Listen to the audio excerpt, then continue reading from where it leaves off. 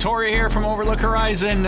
It's launch day, hopefully, for Starship SN10. We've got some activity finally happening here today, so welcome aboard. Let's do this. I want to see this thing land finally. So we've been kind of waiting all day. This kind of makes me a little bit nervous today because I think some of the people that are on our Discord and follow me on social media and stuff like that, they know that I have a hard cutoff today. I have somewhere to be. I have to leave at 4 p.m. Eastern time, so I got about 3 hours left, and then I have to be out of here. But things are looking pretty good right now. We've got the S Padre stream, which you can see down here. We'll take a look. We've got NASA space flight as well with a little bit better view, and then hopefully SpaceX themselves will actually go live as well at some point here shortly, and then we'll have the really awesome views. But at this point, we've got tank farm activity, which means that we're about maybe like 25 minutes or so away from a potential launch attempt. This is kind of awesome. So this will be this hopefully works out well. Everybody cross your fingers that we get to hang out here together and watch this guy fly, because I want to see it land. I want to see it land, and I have a feeling that today's going to be the day. Today's going to be the day. So anyways, as we get spooled up here, I'll get to some of your questions. I saw our little lobster friend pop up here with a super chat, which I didn't have a chance to read yet, but I will in just a second. But we do have, again here today, we're going to have our friendly augmented telemetry here from the awesome Declan Murphy over at flightclub.io. This should be, I'm actually really, really excited about this because we're going to 10 kilometers again today. According to SpaceX, 10 kilometers, which is pretty much exactly the same as SN9.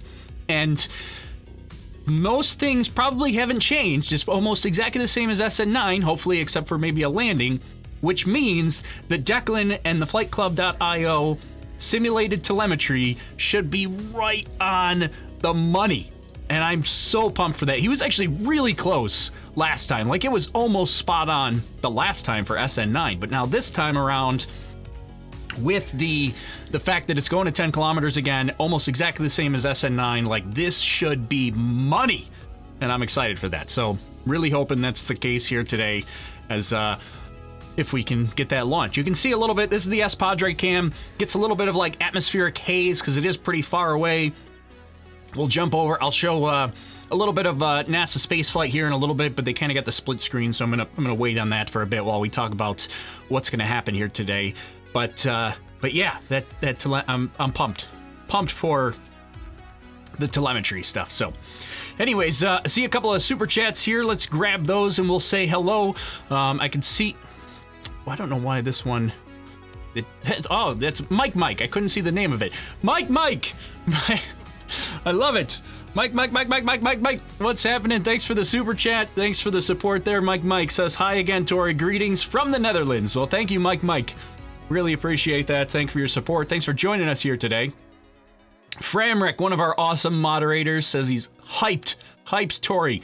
Woot woot. All right, Framrick, thanks for the super chats. And then I see Black SG85 says Elon tweeted this morning that SN10 launch will be tomorrow. Did anything change? Yes and no. He did tweet that, but you have to be careful when you see tweets like that from Elon, because that was really early in the morning, and he actually corrected himself. If you looked, he replied to his own tweet and corrected himself and said that it was going to be March 3rd. But that was like really early morning. So when he said launch tomorrow, that was more like it's really late at night. I haven't gone to bed yet.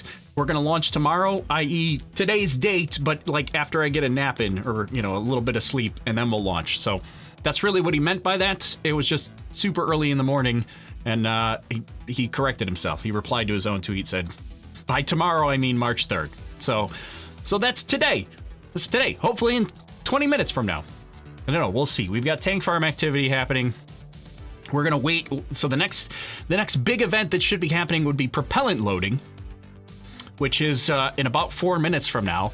And that will really let us know that we're pushing forward towards a launch temp. So at about T-minus 16 minutes, we should get propellant loading happening, and then things will start to move pretty quickly from there. We get propellant loading, we get the big tri-vents, the liquid oxygen vents that come out of 3 different ports down by the engines there. That happens at about T-minus 12 minutes. We're probably not going to hear a siren, but that usually happens at T-minus 10 minutes. I left it in here anyways. There's nobody in Boca Chica, so I don't know why they would do a siren. But I think on SN8, they did still do a siren, which was kind of weird. But I'm not really expecting the siren, but I left the event in there anyways. And then we launch, hopefully. And then hopefully land. Land would be great. Land is good. And I think from the sounds of it, it sounds like, I'm not 100% sure on this, but it sounds like they're going to try the old light 3 engines, make sure 2 of them are good, shut down to do a 2-engine flip, and then I think they're doing a 1-engine landing bird. So I'm not 100. It's going to be interesting seeing what happens with the engines at the end, because in the past we did the 2-engine flip. I think the intention was to land on 1 engine, but we never really got that far. It sounds like we're going to get like a 3-2-1 kind of cadence as we get closer, like 3 engines, flip it down to 2, I don't know, 3 engines, make sure they're good, switch to 2, flip it down to 1 for the landing. I don't know. Maybe you know better than I do, but I think it's like a 3-2-1, but we may also be landing with 2. Because that part I wasn't 100% sure on the last time, because on SN8 it kind of looked like they shut down one of the engines intentionally for a single engine burn, which you would think that could technically be possible.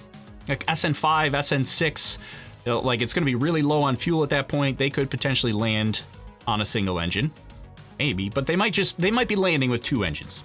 I don't know. We're gonna see. We'll find out together. All right, let's talk about, while we're waiting here, well, why don't I show you? We'll switch over and just take a quick peek at it. This will be the camera from my friends over at NASA Space Flight, who let me show their camera occasionally here. So this just gives you an idea. You can see the venting that's happening there. They got a whole bunch of different angles, so if you want to check them out, definitely check. They got way more angles, some pretty awesome cameras. Compared to, obviously I don't have anything because I'm not there. But, I mean, I'll mostly stick to this one just so that we can kind of see that the Starship is there. And then when SpaceX shows up, then we'll watch the official thing. But let's go into what's actually, and somebody maybe let me know in Discord or in chat if they see SpaceX go live for any reason. But because I'm gonna chat it up and we'll show some stuff. But let's talk about, in the meantime, what's happening for today. So in case you're not aware, this is a test flight, a high altitude test flight. It's going to 10 kilometers in altitude, and it's gonna look something like this. So we're launching in Boca Chica, Texas, down here at what's gonna be Starbase, Texas, it sounds like. But they pretty much launch, they go almost straight up. They're going to shut down engines during the launch, so you're going to get 1 engine to shut down at partway up, then they shut down the 2nd engine, they go all the way up to apogee with a single engine, and then they shut that down, do the belly flop, and then land it. So it's going to look something like this here as far as telemetry goes, and then you get all the way down here at the bottom. Our launch and landing sites are not the same. They're close, but they're not quite the same. We launch from right over in this region, land from over here, land over here in this region. Oh, that's my phone. I better mute that. It's probably one of my friends watching the stream. Let's see. All right, so Boca Chica, in case you're not aware, this is Texas, way over here. Oh, pretty close to the Mexican border here. See the river here, which is where the border is. There's nothing much around. So you've got SpaceX, the build site, the landing site. Way over here, this is Boca Chica. This is the village of Boca Chica, pretty small little village there. But that's where we get a lot of the camera views from. That's where like Mary, the Boca Chica gal, lives. Why is this? Let me move this. No, I want to move this camera this way because it's not. I'm not centered. There we go. Okay. So it gives you a little bit of geography. Most of the people watching here today, like Tim the Everyday Astronaut, the people at NASA Space Flight, who else is down there? I'm sure I'm blanking on some people. I'm sure you got some awesome photographers that are down there as well, but most of them are going to be watching from up here in South Padre Island, which is just to the north. Although I think now, Tim, the Everyday Astronaut, I'm pretty sure he bought a place now. And I think it's in Port Isabel, which is like over here on this side. Can you see my mouse cursor? Let me do this thing. I think Tim's over here now, somewhere. Not 100% sure exactly where, but I think he's just off to the side here a bit. Anyways, so yeah, SpaceX is not streaming. Yeah, we've got no stream from them yet. They don't generally put it live until we get to just a few minutes before launch. So it's always a chance. We're always taking a chance when we're trying to guess what the launch time is, because no, they don't put out any sort of there's no official time frame when it comes to these Starship launches, because we're all just guessing. Like, we don't know when the launch is going to be. So we're looking at indicators, at processes that are happening. That's like the tank farm activity. That is, all the venting that's happening, whether the pad's clear and the roads are closed and there's TFRs issued and all that kind of stuff. So it's all just a big guessing game until we come down to the last few minutes here. So I do see, or I guess I do not see, we were talking just a minute ago about propellant loading happening, and it does not appear, if we look at the NASA spaceflight feed here, which I really love their coverage, but yeah, I do not see any sort of propellant loading yet. I mean, they have some pretty awesome cameras here. Definitely check them out, but I don't see any. It doesn't look like propellant loading's happening quite yet, so we might be in for a little bit longer here. But let's see, we may even bump this to like, so I basically had the time set to about 1:25 Eastern time. That's like 12:25 Central, but I think, and this is going to be a big guessing game, but I'm going to back it up to about 19 minutes because I will see if that's a little bit closer. All right, so at this point, oh, I guess we got to talk about. Well, let me get to some questions first. I do have a couple other things to talk about, but let's see where you guys are happening here. I'll get to some questions. Yes, and as Framrick points out, there can definitely be holds during propellant loading and tank farm preparation. So, big guessing game. So this would not be unexpected. We could definitely see holds for when propellant loading starts. So I'm gonna take a quick shower. Don't go without me. No guarantees. We don't know what's happening. All right, let's go back through some of the chat. We'll see what people are saying. There's still planes flying around the Brownsville area, according to Flight Radar 24. Yeah, surprisingly, the TFR is relatively small. It's only a couple of miles, so it's not a huge TFR. Flying over in Brownsville, they're probably still okay. It's only like a 5-mile TFR, and it's kind of a weird shape, but it's not a huge TFR.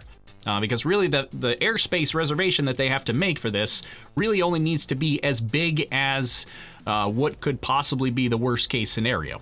In worst case scenario, this is not going to Brownsville. So they would have a flight termination system that would activate well before it got anywhere near there. So they don't need a TFR that blocks off all the way over to Brownsville.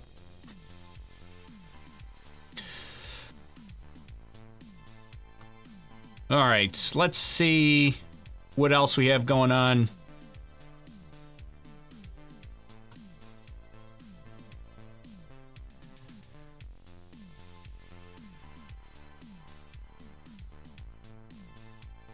Going through what website can you go to see if you can see the test flight? I'm not sure what you mean by that exactly. I mean, if you want to see it in person, you can pretty much just go there. As far as like following whether or not it's happening, you really just got to follow Team Space on Twitter. You got to, follow me here, join our Discord. We all kind of talk about it and guess. We're using basically past performance to kind of take a guess at what the cadence is going to be. So generally, like I said, we're looking at the tank farm activity, the venting, and what's happening on the ground to kind of get an idea on, is this happening? Are they doing it? So. Let's see. Gotta see a couple other super chats that came in. Wes Quist, thanks for the super chat. Really appreciate that. John Carney, another super chat there. John says, "Go baby, go! Keep up the hard work, Tori. We are a little worried about the Raptors getting the fuel they need." That's a good concern. And I'll show the animation here I have from Corey that shows some of the fuel issues, But yeah, obviously we've had fuel issues of some sorts, or engine issues have been the primary problems with SN8 and SN9. SN8, we lost pressure in the header tank, couldn't deliver enough fuel to the engines to actually build up all the thrust that's needed. SN9, some sort of problem with the engine where the engine didn't actually start up. So yeah, engine problems. Engine fuel problems for SN8, SN9, that's where we work. It sounds like, everything else seems like was working great, but obviously engines, kind of important. We kind of need those for landing, so. All right, so let's see, and I'm going to show Corey's animation here in just a second, but I did want to acknowledge, I saw Nico sent over a little super sticker, said keep it up. Thanks, Nico. Appreciate that. Thanks for your support there. All right, so we'll take a look at a couple of other animations and things here. In case you're curious, why don't we take a look? We'll take a quick peek at at weather, because we do that every single time, especially since we launch. We do the weather balloon stuff. So I figure we ought to look at this is weather at a quarter past the hour with Tori. So really, what you're going to look for here from a weather standpoint, obviously we don't really want precipitation. There's no concerns there, nothing on the radar. We've got, it is overcast, cloud coverage, but this is not a huge deal, I don't think, here today. Be looking at wind speed, ground level winds here in Boca Chica, only about 7 miles per hour. Upper level winds, which is going to be right around the peak, the apogee, a little bit higher, 80 miles per hour. Somebody help me out with metric conversions. I should really start to memorize these, but 80 mile per hour winds. And I like how I mix and match miles per hour with altitude in kilometers. This is at 9 kilometers, 80 miles per hour. We're just going to mix and match units. That's how it goes around here. So not a huge deal. And then if we look at wind, but 80 miles per hour might sound fast, but it's not really that bad from usually an orbital rocket. What we don't know is how bad would that potentially be for a Starship flight, because that's a little bit different. Like, it's reaching apogee at that 9-10 kilometer rate. Well, 10 kilometer, it generally goes a little bit higher than 10 kilometers, I think, just a tiny bit, but right about 10 kilometers. That's where it's reaching apogee. It's slowing down at that point. Not a lot of vertical speed any longer. So maybe the winds have a bigger effect. We don't have those kind of details, and it's going to be a minor issue in the long run, anyways. Because when you go orbital, you're not going to slow down at 10 kilometers. You're going to keep going. So, I still see no propellant loading, so I'm gonna back this up even more, which is a shame, because this is what I try not to do, which is why there are some people from Team Space that live stream all day, which is great, fantastic. I try not to do that, because if I go live, I want to make sure that I have some sort of indication that it's actually happening. But I might have jumped the gun a little bit early today, but oh well, you get to hang out with me anyways. That'll give me more time for our animations and the stuff that we want to look at. But all right, so there's our weather. We're going to take a look at we'll take a look at some Flight Club stats here in just a minute. But before we get there, why don't we look at Corey's animation, since we were just talking about thanks to who was that? Thanks to John Carney's super chat there. We'll look at Corey's animation here. Let's see, where is it? It is right here. So definitely give him a follow. This is a little bit of an older, I showed this animation the last time, but this is Seabass Productions. He's an awesome 3D renderer that's created this. There's a link in the YouTube description below if you want to go check this video out directly. But this is a 3D animation that he created, which is pretty incredible, because what it's going to give you is kind of a cutaway inside look at the fuel and some of the concerns that we have with fuel and why this is such an issue, particularly just for the landing purposes, right? A lot of people don't think about this, but the launching part is much easier from a fuel because you have a lot of gravity and speed and acceleration that pushes all that fuel to the bottom of the tank, so it goes out the plumbing. During landing, you don't really have that here. So the blue is the liquid oxygen, the red is the liquid methane. You can see there's a little red orb there. That's called the header tank. That's what we had problems with on SN8. That header tank didn't stay pressurized. Up here at the top, way in the nose, this is the liquid oxygen header tank, and those header tanks are needed specifically for landing, right? So you fill the whole thing up here. Well, you don't even really fill it. There's really only a small amount of fuel. They don't have to fill the whole thing to capacity.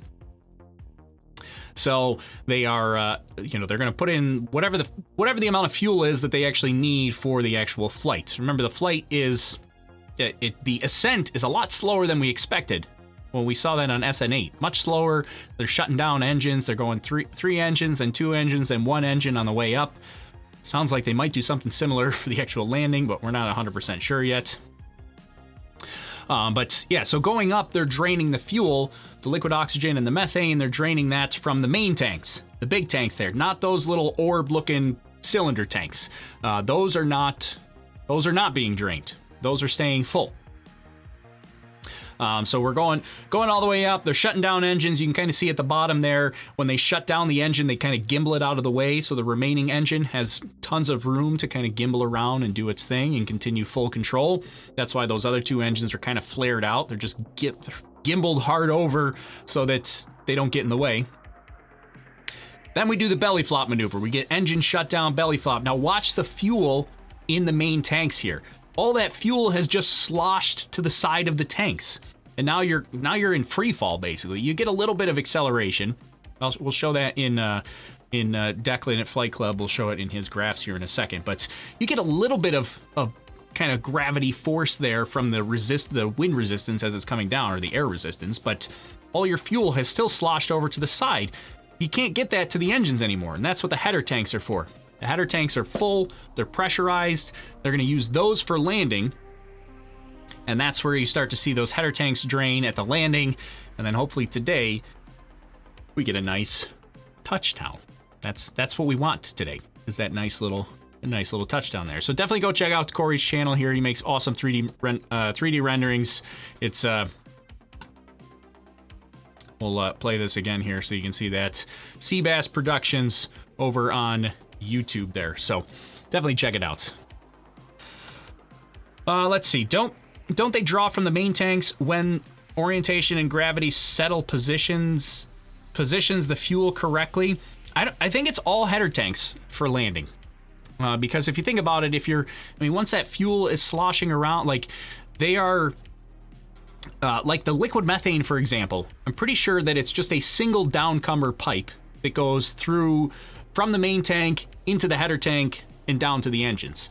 And when they transition at that belly flop, they transition from the main tanks to the header tanks, they have to close those valves that are allowing fuel to flow from the header tanks to the fuel tanks. They close the valves, switch over to the header tanks, and then it's all header tanks for the landing. Is it sea bass? I don't know if it's sea bass, sea bass, sea bass, sea bass. I want to say sea bass because it sounds awesome. I'm not sure. It's a good question. Somebody said he's getting hungry by me mentioning sea bass. That's why I usually just say Corey. Let's see. Kyle McKenzie. Hey, thanks for the super chat. Really that's very generous of you. Thanks for your support there. I saw Leonardo Sasso said, greetings from Montreal to the moon, Mars, and beyond. Yes. That's what we want to see. All right, now people are getting now we're kind of unknown on the time frame here, so we'll hang out for a bit. We still got more stuff to show. We got tank farm activity, but still no fueling, no propellant loading. So we jumped the gun. That's all right. We can hang out together. Let's see. FDDVP. Thanks for the super chat. Says, hopefully everything goes smoothly. I'm hoping so as well. Particularly for two reasons. One, I want to see it land. Two, I have to leave in 2.5 hours. One way or another, I'm out of here in 2.5 hours. So I have a hard cutoff today, and I really hope they launch before I have to leave, because I don't want to have to abandon this and then have to watch on my phone from the car. That would just, I mean, I'll still be screaming in the car, but it's not as much fun as hanging out with you guys and doing this together. Hey, Robert Yanisek. Thanks for the super chat. He says, thanks for covering the launch. Well, we don't know if I'm covering launch yet. We might just be covering pre-launch. Hopefully not. Everybody, you just cross your fingers, knock on wood, you do whatever your thing is so that we get a launch before Tori has to leave today. All right. Let's go. We got a couple other things we can show, but I'll get to some chat here since we've got some time to hang out. Uh-oh, Glenn Haggis says vehicles returning to the pad. Is that true? I hope not.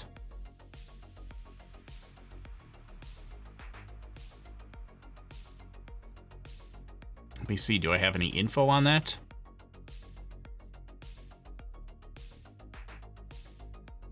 I don't think they wouldn't be able to return vehicles to the pad right now. We got tank farm activity. I don't know, we'll see. Watching for that now. Oh.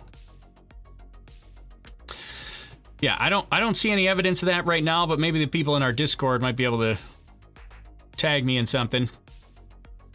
So I'm gonna continue on the assumption that we're moving forward, although that 14 minutes there I don't think is gonna be realistic. I think we're still bummer. I got really excited. I thought we were still good to go. But, I mean, really, at this point, the thing is, it could happen at any minute because the tank farm has started. We've got recondenser activity, the tank farm is moving, and really, they just have to start propellant loading, and they can go to launch. And from propellant loading to launch is only about 16 minutes. That could start any second. We could see evidence of propellant loading, and away we go. It's time to happen, so. Oh, there we go. Leavin Peterson says 3 minutes ago on Lab Padre there were vehicles. Let's see. Oh, there we go. Framrick, some of our moderators are confirming we got vehicle activity. All right. Well, that probably puts us more like, if we've got some vehicle activity, that kind of puts us more in like this time period. Okay. Well,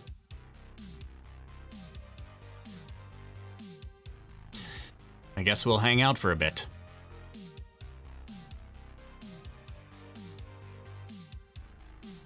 All right. Well, I'll get to tank farm is still active. Yeah, I can't. So my oh, here we go. We definitely have some vehicles nearby here. Let's take a look from our friends over at NASA Space Flight. They get these pretty awesome views here. Love their camera angles, but you can see we've got, it looks like security personnel there of some sort. They're very, very close to the launch pad. Even security personnel, I don't think would be that close to the launch pad. So it definitely seems like we've got people that are too close. Even if it is security personnel, they are still too close. So, well, in the meantime, we'll hang out together, and we'll chat it up for a bit. I can't stay up all night, says to Lara. I'm with you. I have a hard cutoff. I have a hard cutoff, like I said, in 2.5 hours. 2.5 hours. I gotta go.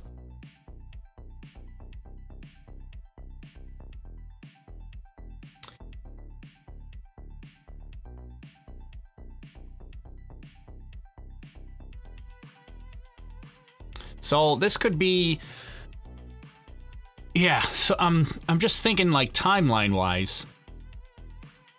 If we don't have a good view of it from here. Oh, here's another NASA space flight. If you want to hear their commentary, there's a link in the YouTube description below. But NASA space flight looks like they got, this is kind of a cool cam of theirs. Not sure where this one is located, but that's a pretty neat camera.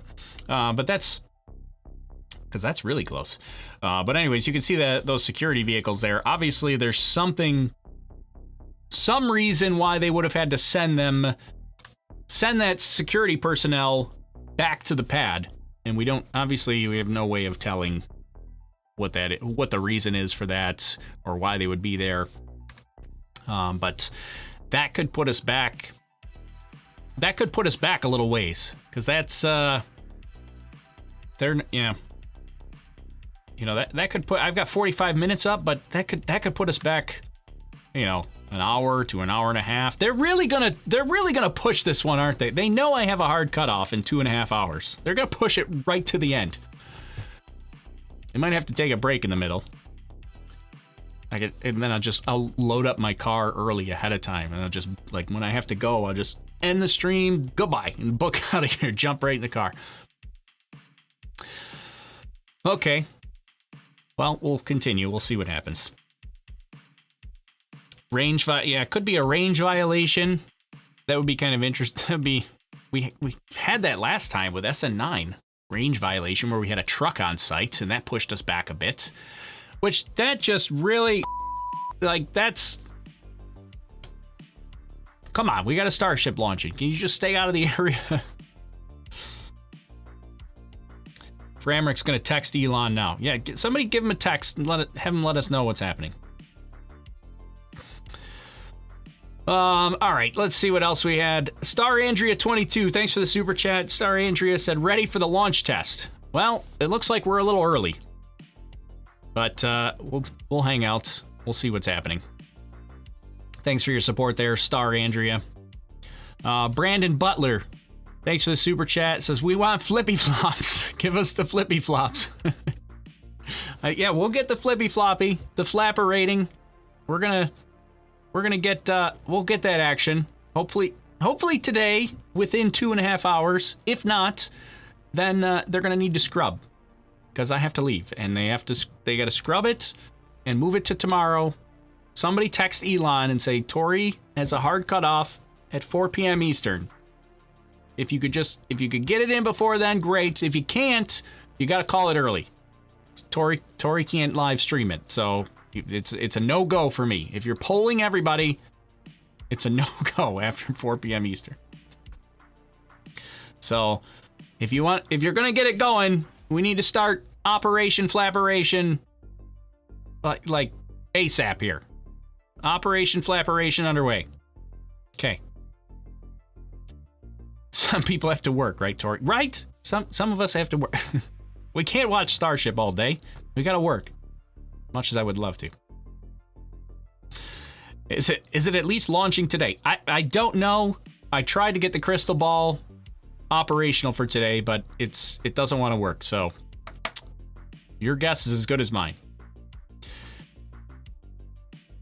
You're being too kind if someone wandered onto the pad area to mess with it. I mean, if they wandered onto the pad area, like, that's a major problem.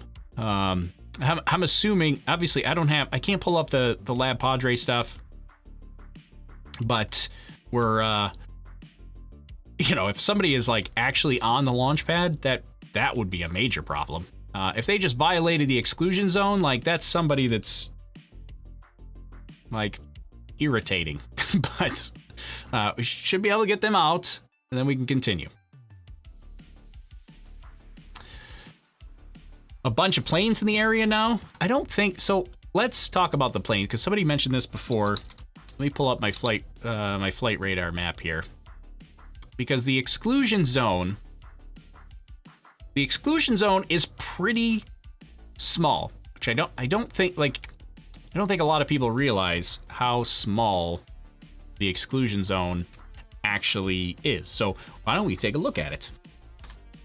So here's down in Texas, obviously, and in Boca Chica area, but the exclusion zone really is just right here. It's just directly over Boca Chica. Like, it ends right here midway through these ponds. Like, where did this guy come from? Yeah, so he's actually, yeah, I bet he's flying the border. They did change the exclusion zone a little bit today compared to SN9, but yeah, this guy is likely flying around the exclusion zone here right now. So the exclusion zone, it's probably right here is where it ends.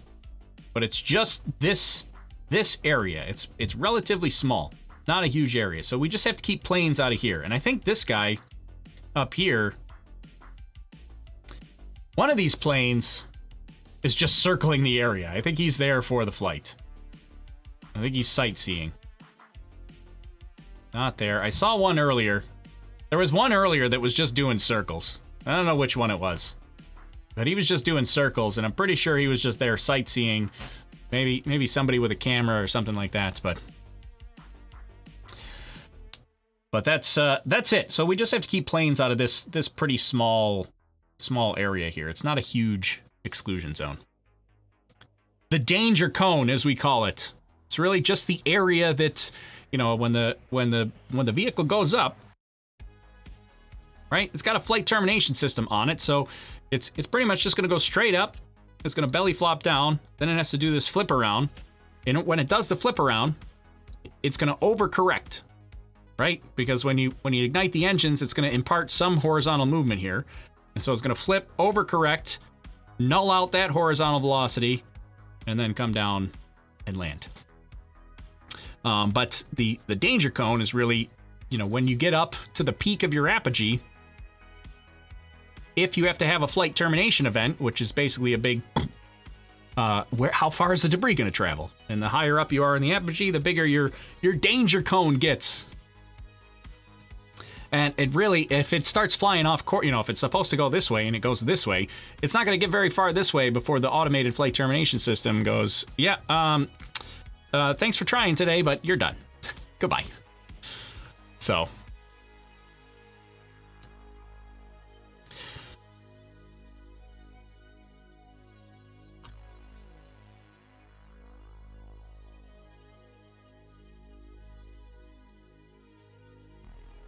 Where do you work? Well, I'm not making video. I'm a software engineer. That's what I do for my regular job when I'm not here on YouTube hanging out with you guys. What time will the test be performed? I don't know. This is my guess. I don't know. Starship SN10 is scrubbed the first attempt today. Party car at the pad ready to let workers back in to fix something. Long window, so not the end of the attempt today. Yeah, it is a long window today, which is slightly frustrating.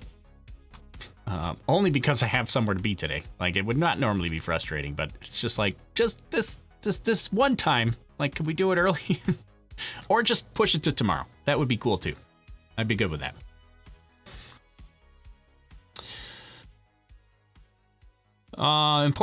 Important news in Discord in mod chat. Oh, okay.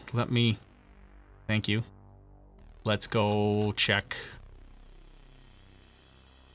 what our moderators are reporting to me.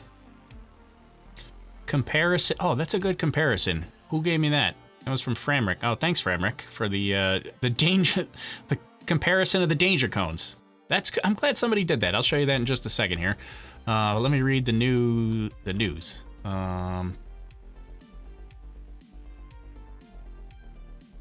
Yeah, so I see NASA space flights reporting that they scrubbed the first attempt today. Bummer. So that means we're probably off for a little while. Reportedly, there are 7 workers back checking the tanks. All right. That would likely mean that we're in for a bit longer of a delay here. Credit NASA spaceflight for that. Oh, okay, so NASA, looks like NASA spaceflight created this comparison of the danger cones.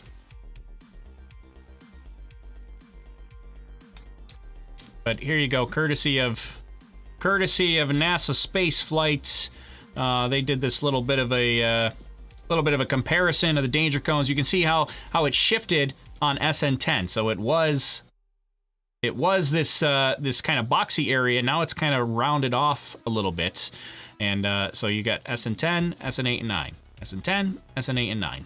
So not a huge area there for the actual danger cones.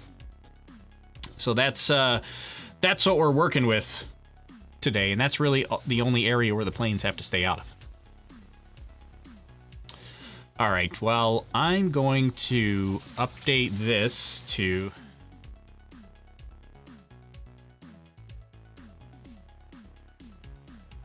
I'm going to put it on a hold for a second. And by a second, I mean for probably a long time.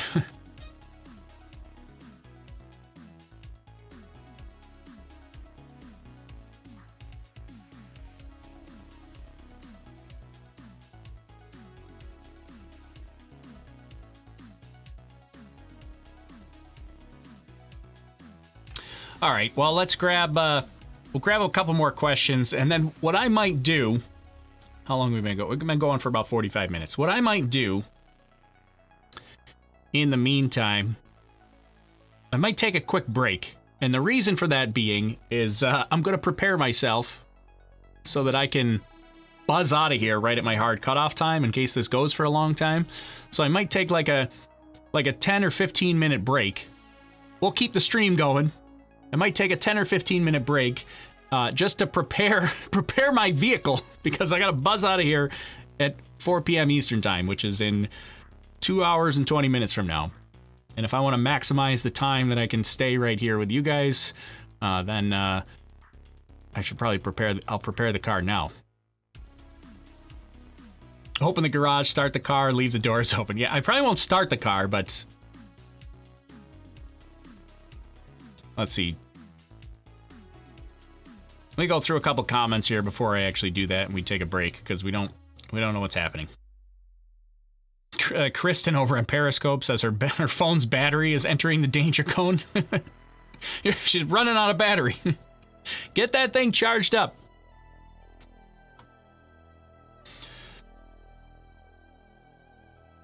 I guess there will not be a launch today. You can't rule it out yet. We still got lots of time. We've got plenty of time for them to leave the pad and restart this process here.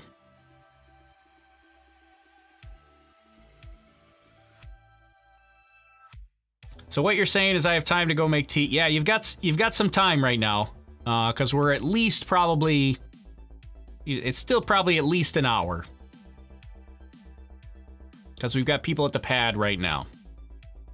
They haven't told people to go back. They haven't ended the evacuation, which is good. That's good news. That means they're still going to try again. So, but we've still got probably at least an hour. I'm thinking like an hour to an hour and a half is what I'm thinking. Have they successfully landed a Starship so far? Not one that has gone to high altitude. So they did land SN5 and SN6. Those were like the little hops. They didn't have the nose cone on top, and they just kind of did the... Just that. They did the SN5 and SN6, did that no problem. SN7 was a test tank. SN8, kaboom. SN9, kaboom. Now we're on SN10. SN4 never flew. 3 never flew. 2 was a test tank. 1 never flew. 1, 3, and 4 also went.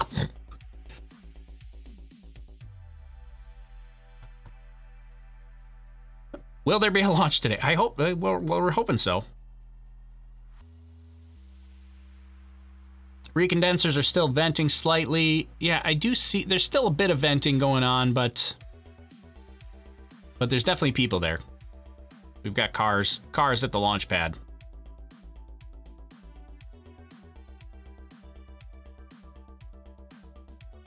So we've got some time.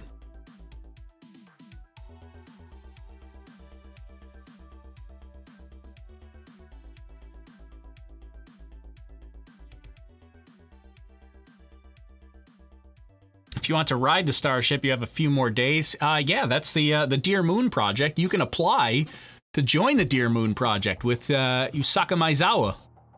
He's going to pay for the whole ride. He's going to take 8 people along with him. 8 influential people. Originally, it was going to be artists, but he said in his video that he was trying to think about like what the definition of an artist was, and he was like, well, somebody that just contributes to society in a meaningful way, like that could technically be art or something. So he just kind of opened it up to everybody. He said he's not limiting it to artists. He's going to select 8 people. He's paying for the whole thing. He's going to select 8 people to take with him on a Starship in 2023, a trip around the moon. It's not going to land. It's just going to go free return trajectory, so it's going to go around the moon and come back. Maybe we'll show that in Kerbal here in a minute after I take my break, but that's something that you could apply for. You don't have a ton of time. I think you got to do it by the 14th. So if you want to do it, get on it. Look up the Dear Moon Project.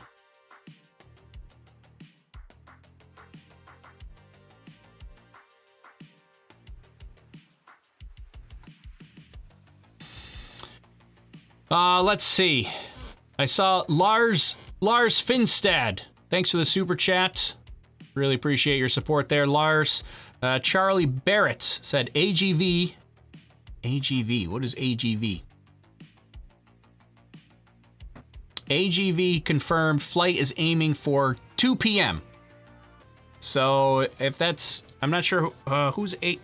Are you talking about the aerial photography? That's not AGV, right? What are they? They're RGV.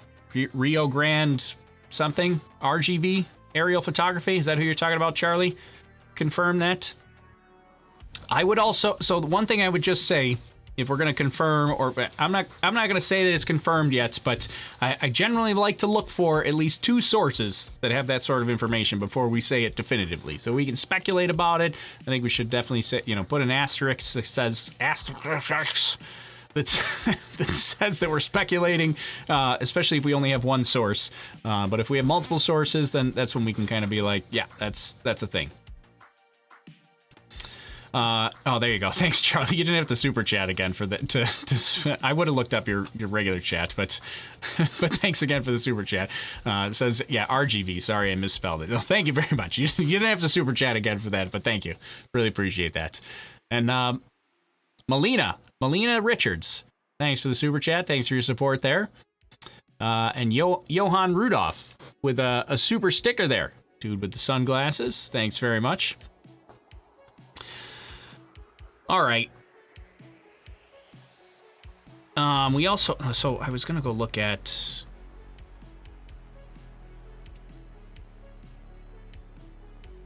so again, speculation, because I don't have, oh, just kidding. I just got a second source. I was about to say I don't have a second source, but, so the report now is SpaceX is looking to launch Starship SN10 today, but had a ground vent valve that was stuck open just as propellant loading was about to start. So that is apparently the issue today. They had a ground vent valve that was stuck open just as they were about to start propellant loading, which explains why we saw all the tank farm activity starting up and we never saw propellant loading. All right. Let's see.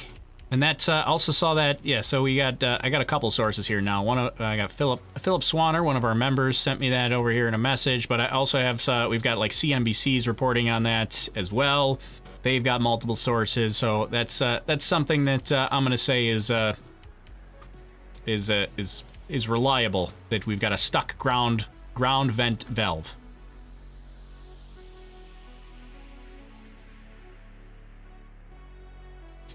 All right, now, so I'm just trying to decide what I'm going to do. I think because we've got such a long time. Oh, yeah.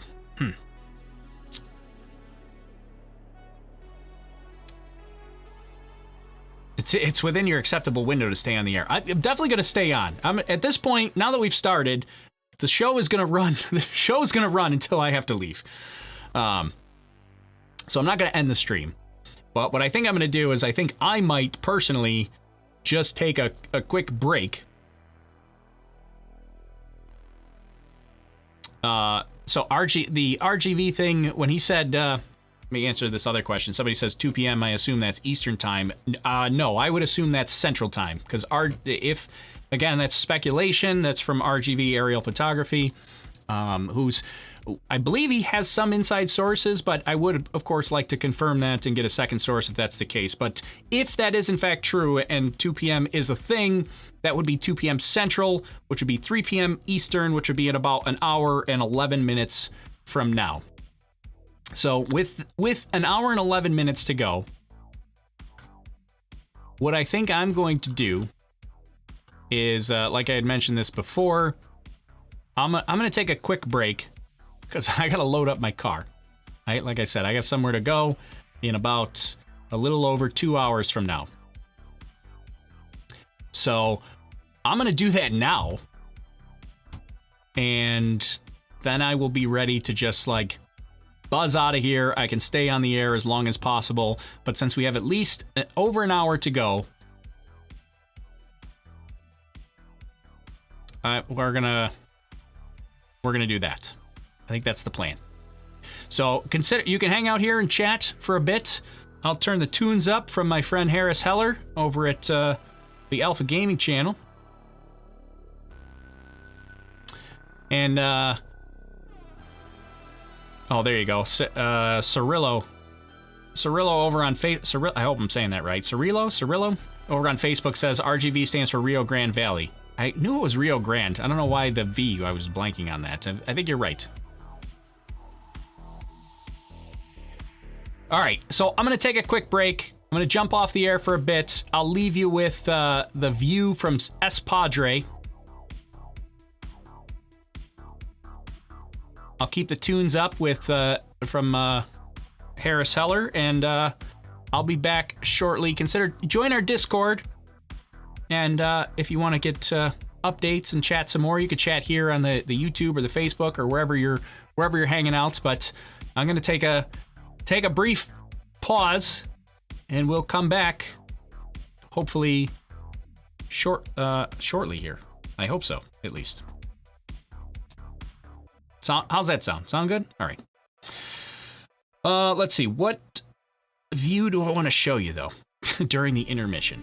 Because I think I can show you... Let's see. Give me a second. I'm going to change my... Before I take a break, I'm going to change my my intermission screen. This is called Producing on the Fly. All right. There. I think we did that. Okay, so how long will it take you? It'd probably take me, I don't know. I'll say it'd probably take me like 10 or 15 minutes to get this sorted out. So give me about 10 or 15 minutes. We'll listen to some jams, and I'll be back in we'll say probably, I don't know. It'll probably be like 10 after 2 Eastern time, somewhere in that range is when I'll be back. That's my guess. So hopefully I'll be back then, and then we'll be good to go. And that's my time, Eastern time, 10 after 2 p.m. Eastern time. Okay, I'll be back. Let's stop delaying it, and I'll see you in a little bit here. I'll leave you with the S Padre views in the meantime. All right.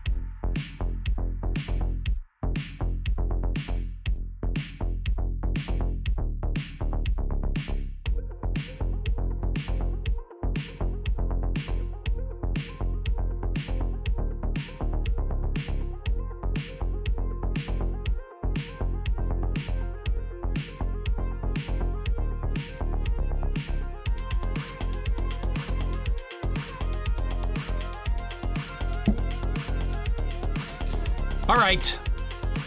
We're back. I saw all you guys jamming to the tunes while I was out. So, we're not much closer at this point. Let's see, which way do I have to go? Why am I not centered here? There we go. Okay. So, yeah. We're not much closer, but we are a little closer at this point. The pad is now cleared again, which is good news. As Kristen says, the car locked and loaded. Yes, my car is locked and loaded, so I can just buzz out of here and be ready to go. It does appear that the pad is clear again, and that the vehicles have left the pad, but we don't have farm pressurizing yet, or the recondenser, or all these other kind of events that we're going to need in order to get back to it again. So we've still got some time, probably at least 45 minutes. Oh, now we're seeing some venting. So we're getting a little bit of let's see, where's my button here that I want? We're getting a little bit of venting. If we take a look at our friends from NASA space flights, you can see some of the venting coming right from like the bottom left area of the rocket through this awesome camera view that they have here. There's a lot of haze because a lot of these cameras are pretty far away, but there is a little bit of venting happening. It doesn't look like that's recondenser yet, but we've still got a bit of time before we're ready to go. So a lot of people asking, is it scrubbed? Is it going to happen today? There's lots of time in the window. Not necessarily in my window, but because if you weren't here earlier, I got a hard cutoff time, which is now in about an hour and 40 minutes. So we're really cutting it close for when I have to go. Now that I'm packed, though, like I could probably extend that by a few minutes. Not by much, but could extend it by a few minutes. But so we're waiting to see if we're going to have any sort of activity at the tank farm, if activity starts to pick up. It does look like activity. Oh, I do see now, if we look at the NASA space, they just put a graphic up, so I'm not going to switch over to it. But it does look like now that we're getting tank farm activity again. So this could be good news. So let's update our clock here. Let's put this at maybe about here. So it might be like 10 minutes short, and they could be going for the top of the hour, because that's like 30 minutes from now. But it does appear that stuff is happening. Something's happening. It does appear that we're in good shape. So they're pushing ahead here again. That would be great if they launch in 30 minutes from now, 30 to 40 minutes. Again, this is an estimate. We don't know for sure. SpaceX doesn't put out any times. They don't tell us. We have no idea. So everybody asking what time is launch, I don't know. This is my guess. This is what we're guessing. So that's gonna be the idea. A couple people asking what the Discord link is to join. Good question. That's somebody on Facebook. That is, who was that? Nikki over on Facebook. Let me get you a link here. I'll drop a link because joining our Discord is free. You can join and chat it up with some like-minded people. All of us peeps that like space and SpaceX and all that kind of stuff. You join our community. Come be friends with us. There, I just dropped a link in the chat to Discord there, so that you can join with us and hang out and come party in the meantime. I chatted a little bit. I was on the some of our back channel areas here on Discord while I was on my break there, just kind of checking things out. But yeah, things are looking better. The next big thing that we're waiting for really is propellant loading. That's what we did not get to the last time. Once we start propellant loading, then we know we're in good shape. So, but let's take a look here. We're talking about propellant loading. We'll see what we've got here for basically what that looks like. What kind of activity are we looking for? So this is an awesome animation from my friend Corey over at Seabass Productions. Check him out over on YouTube. Definitely subscribe to that. He makes some pretty awesome, some pretty awesome 3D animations that are way better than anything that I could create here. But anyway, so when they start propellant loading here, you'll see the blue is going to be liquid oxygen. The red is going to be liquid methane. These are super cold, super densified fuels. They don't fill the tank completely. So you've got some plumbing there that actually brings the fuel down to the engines here. That is the methane header tank right there. That's that little circular orb there. The header tanks are used for landing. The bigger main tanks, those are used during the ascent phase. And the liquid oxygen header tank is actually way, way up in the nose of the Starship. Remember, this is only the second stage of Starship. This is the upper, well, it is the Starship, but it's the second stage of the Starship Super Heavy combo. There's an entire first stage booster here that they haven't even started flying yet. And the issues that we've had so far with SN8 and SN9 came down to fuel, came down to engines. They, in SN8s, they could not keep pressure in that methane header tank. That's the red one that we're looking at now, the circular one there, the header tank. That's what's needed for the actual landing. So during ascent, like I said, they use the big tanks there. They cut off the engines. So they start with all three engines. As they ascend, they'll cut off one. They ascend a little more, they'll cut off the second one.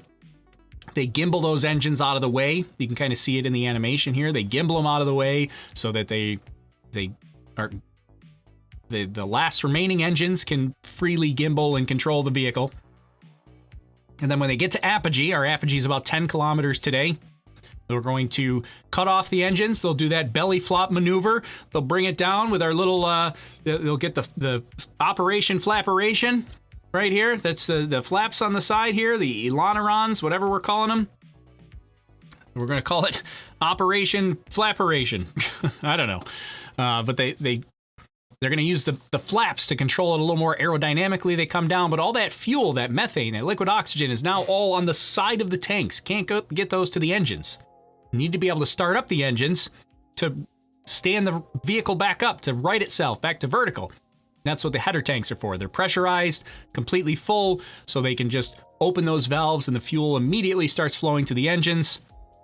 I think we're going to get a 3-engine startup this time because of the issues that we've had the last couple times. And then hopefully we see a nice soft landing on the launch pad today. So that's what we're looking at here today. Definitely make sure you check out Corey's channel here, Seabass Productions. They're awesome 3D animations, like way better than anything I've dabbled in some 3D animation, but like dabble is putting it like, that's giving me too much credit, I think. Like I can barely do anything when it comes to 3D animations. His stuff is just amazing. He's practically a magician at this point.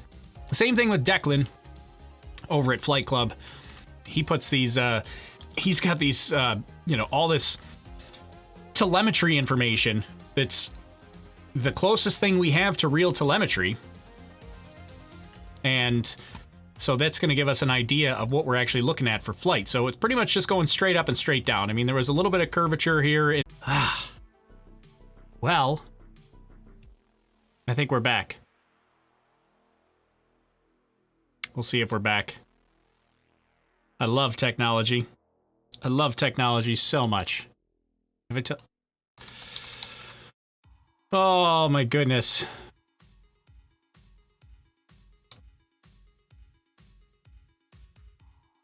Let's see if are we back? Are we back?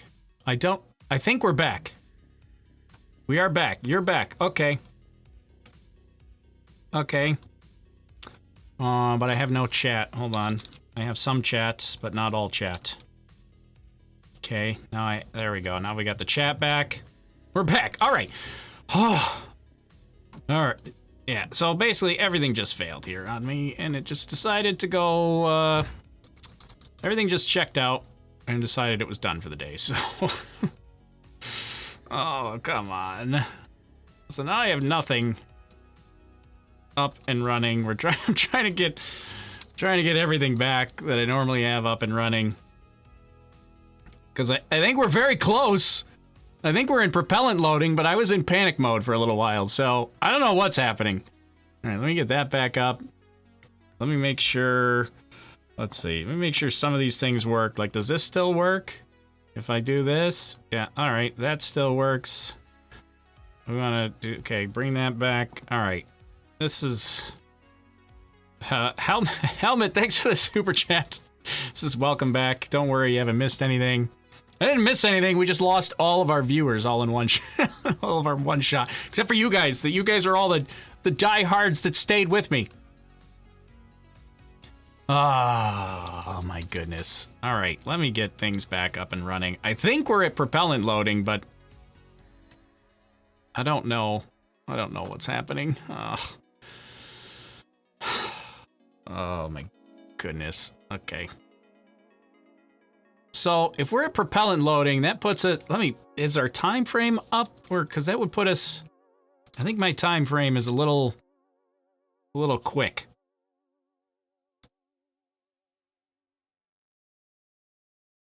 So, can I get the train back on the tracks here? All right, let's just look at Starship for a minute. I gotta get my... Let me get my timeline, my countdown back up so that I can update that, because I think it's just a couple minutes fast, maybe. But we're into propellant loading, but not the tri-vent, which is what the timeline says here. So let's update that. I think we're maybe like at least a few minutes fast. To be something like this, maybe. Something like that. Okay. Let's get it back on and rolling. Framrick says 20 minutes. Yeah, because we don't have tri-venting. Tri-venting will be... All right, let's get it together. Wow, I'm glad all you guys came back. Thanks for coming back, even through the technical issues. Let's hope that doesn't happen again. I think my computer just decided that I was doing too much, and it said, I'm out. Goodbye. So, yeah, I think 13 minutes is probably a little generous here, or a little too soon. Let's bump this to... No, we wouldn't be there. Computer got overexcited. I think the computer was so excited that it just said, I can't take it anymore. I'm done. I'm taking a break. You're on your own. Well, unfortunately, like, I don't know what you guys were hearing. I'll have to look it back and see what you guys were hearing. If you just got like the spinny YouTube loading thing, the buffering thing. But on my end, everything just locked up and the background music was just looping in like 1 second loops. It's like, oh God. And I couldn't, once that happens, what am I going to do? So, all right. Well, thank you. There's VSTW174. Thanks for the super chat. Says, we stay with you. Well, thank you very much. I'm glad you're here with me. Can you explain what venting is, like what they do for us to see all that vapor? Yeah, so the venting, there's two things. I'm going to switch over to here so that, because that other view that we have from S. Padre has a lot of haze to it. So there's a couple things. Generally, the venting that we're seeing right now is liquid oxygen venting. You can see, I mean, you'd get a couple different types of venting that would happen, or it's not really a couple different types of venting. There's methane and there's liquid oxygen on this vehicle. Both are super cold, and you can get condensation forming. A lot of that condensation, that's just the warm air touching the outer shell that's getting super cold from that super densified the super densified fuels that are in the rocket. So that's condensation. We see a lot of that. That's more of like kind of this hazy cloud that forms around the rocket itself. A lot of the venting we're seeing is liquid oxygen. So liquid oxygen, super cold. As it starts to warm up, you have to vent it out, because if you don't, that as it warms up, it expands. So as a gas, it's not as densified as it is as a liquid. So it expands. That can overpressurize your vehicle. That can cause a big... You don't want that. So we have to vent some of it out so the pressure doesn't get too high. We're waiting for the tri-vent, which I think the tri-vent is more indicative of engine chill. So before they actually ignite the engines, remember it's super cold. That liquid oxygen is negative 340 degrees Fahrenheit. You can't just all of a sudden throw negative 340 degree liquid through your turbo pump and through your plumbing and your engines. They have to flow that through a little slower to kind of, I was going to say warm things up, but it's the opposite. To cool things down. You want to cool things down kind of gradually so you don't just shock the system. That's what's referred to as engine chill. And then the methane, they used to vent off the methane. They don't really do that anymore. You can't just vent methane out into the atmosphere. That's an environmental concern. Methane's a greenhouse gas. So the methane, you would actually have a flare stack for, and you would actually see a big fire off away from the pad. That's a flare stack that's just burning the methane that they are, that has basically warmed up and is not cold enough to stay in the vehicle anymore. But now they don't do that. Now they have a methane recondenser, which means they recollect the methane that is warmed up and they recondense it, making it cold again back to a liquid form. So that's all the stuff that we're seeing there. Let's see. Grab a couple of other of these we see. Zach, thank you very much. Said keep it up. Thanks for the super chat, Zach. Really appreciate it. Black SG85 says thanks for the super chat. Says, is there any way you can hook up with Lab Padre and show his stream? I've talked about it before with Lab Padre. I could do that. At the moment, it's a bit it's not feasible for us here on this end, but I hope to do that someday. So it is possible. I'm not going to go into too much of the details here in the live stream, but if you go on Discord, we could probably talk about it on Discord. But it's just, at the moment, it's not feasible, but that probably won't be the case forever. At some point, that may change. So, because I would love to show some other views as well. I mean, this view here, this is cool in small doses, but if you full screen it here, there's so much haze. Actually, it's looking better now, but there is quite a bit of haze there. So there we go. Joe Gregory sent over a couple of stars. Yeah, so we still don't have the tri-vent, so I'm going to update this. I'm going to update this because I still think we're like maybe like 15 minutes away at least here. Does any of my moderators have any other info? They can kind of keep track of while I'm like talking away. It's probably easier for some of the moderators to keep track of that sort of thing. So I think we're still like 15 minutes away.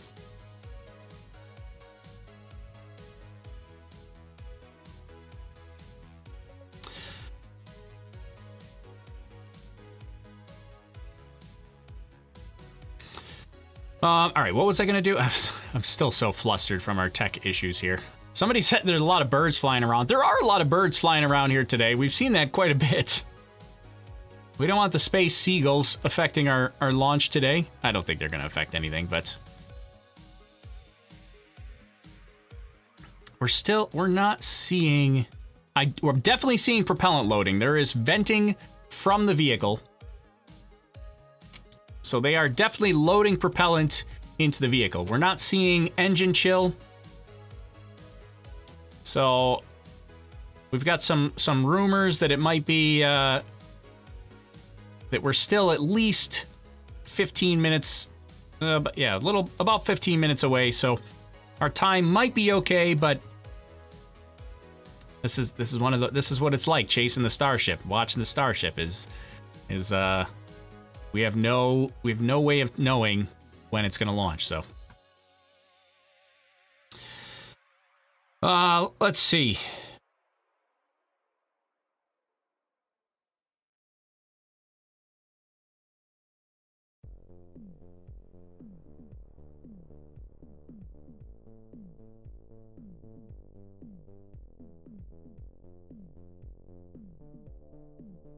Going back through a couple of comments here. Oh, I missed. Hold on. See, this is what happens when all your things fall apart. Because I prepare the stream, and I always have a million windows open, which is probably what part of the problem was. But let's see. So I did want to. I mentioned it already, but thanks, Joe Gregory. I saw you sent over a bunch of the stars on Facebook, so thank you very much. I kind of breezed over that.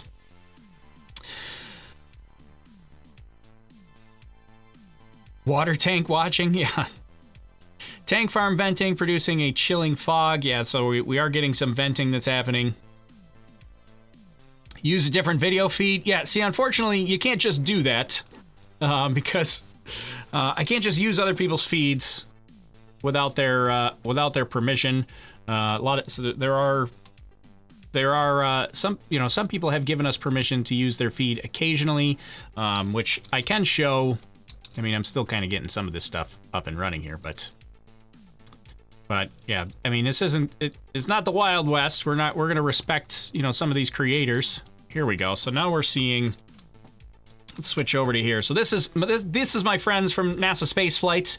They have given me permission to use their stream occasionally to show a couple views briefly on here. But yeah, you can see, I mean, they definitely have a better camera angle here. Once SpaceX goes live, we'll see, we're going to see like the best camera angle here. So anyways, that's what we've got here right now. We saw a brief vent at the top of the vehicle, but nothing since then. It was just a quick brief vent there. So I still don't see, I saw a couple people say that we've got tri-venting, but I'm not seeing that yet.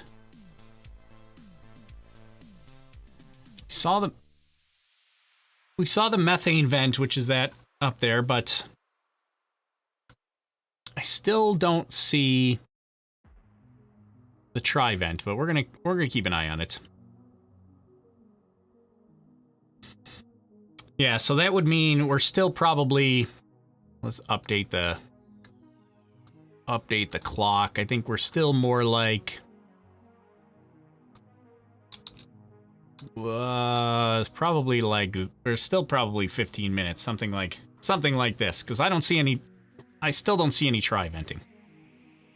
And I don't have the methane vent in my timing list.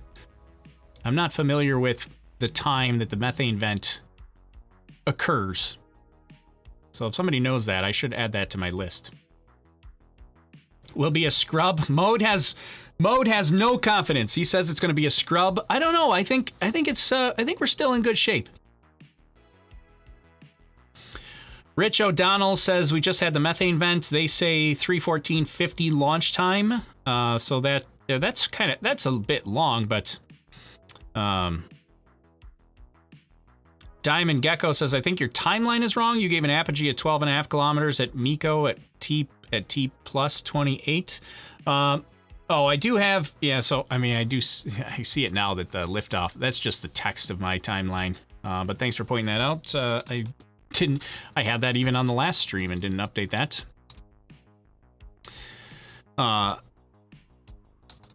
So we probably should update that. They're talking about the liftoff event in my timeline there, which says that it's going to 12.5 kilometers. It is not. It is definitely going to only 10 kilometers today. So we will fix that.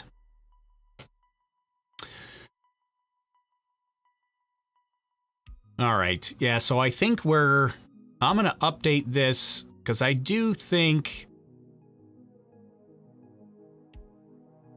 let's see.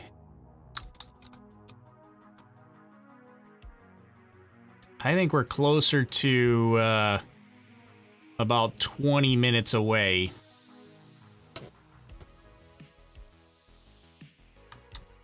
So I'm going to update it to this timing here. Right there.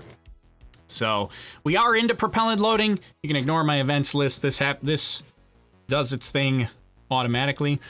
So it'll get to propellant loading here in a minute. I can't manually update those, but the events list kind of controls itself. That's how everything goes around here. I'm not in control. It's just an illusion. All right. Yeah, now they're really pushing the limit here. So there's Thorn says, I guess Tori was serious when he said he had a hard stop today. Yeah, that wasn't the hard stop. That was the tech issues that we had. I mean, that was a hard stop. That was not the intentional hard stop, but that was definitely a hard stop.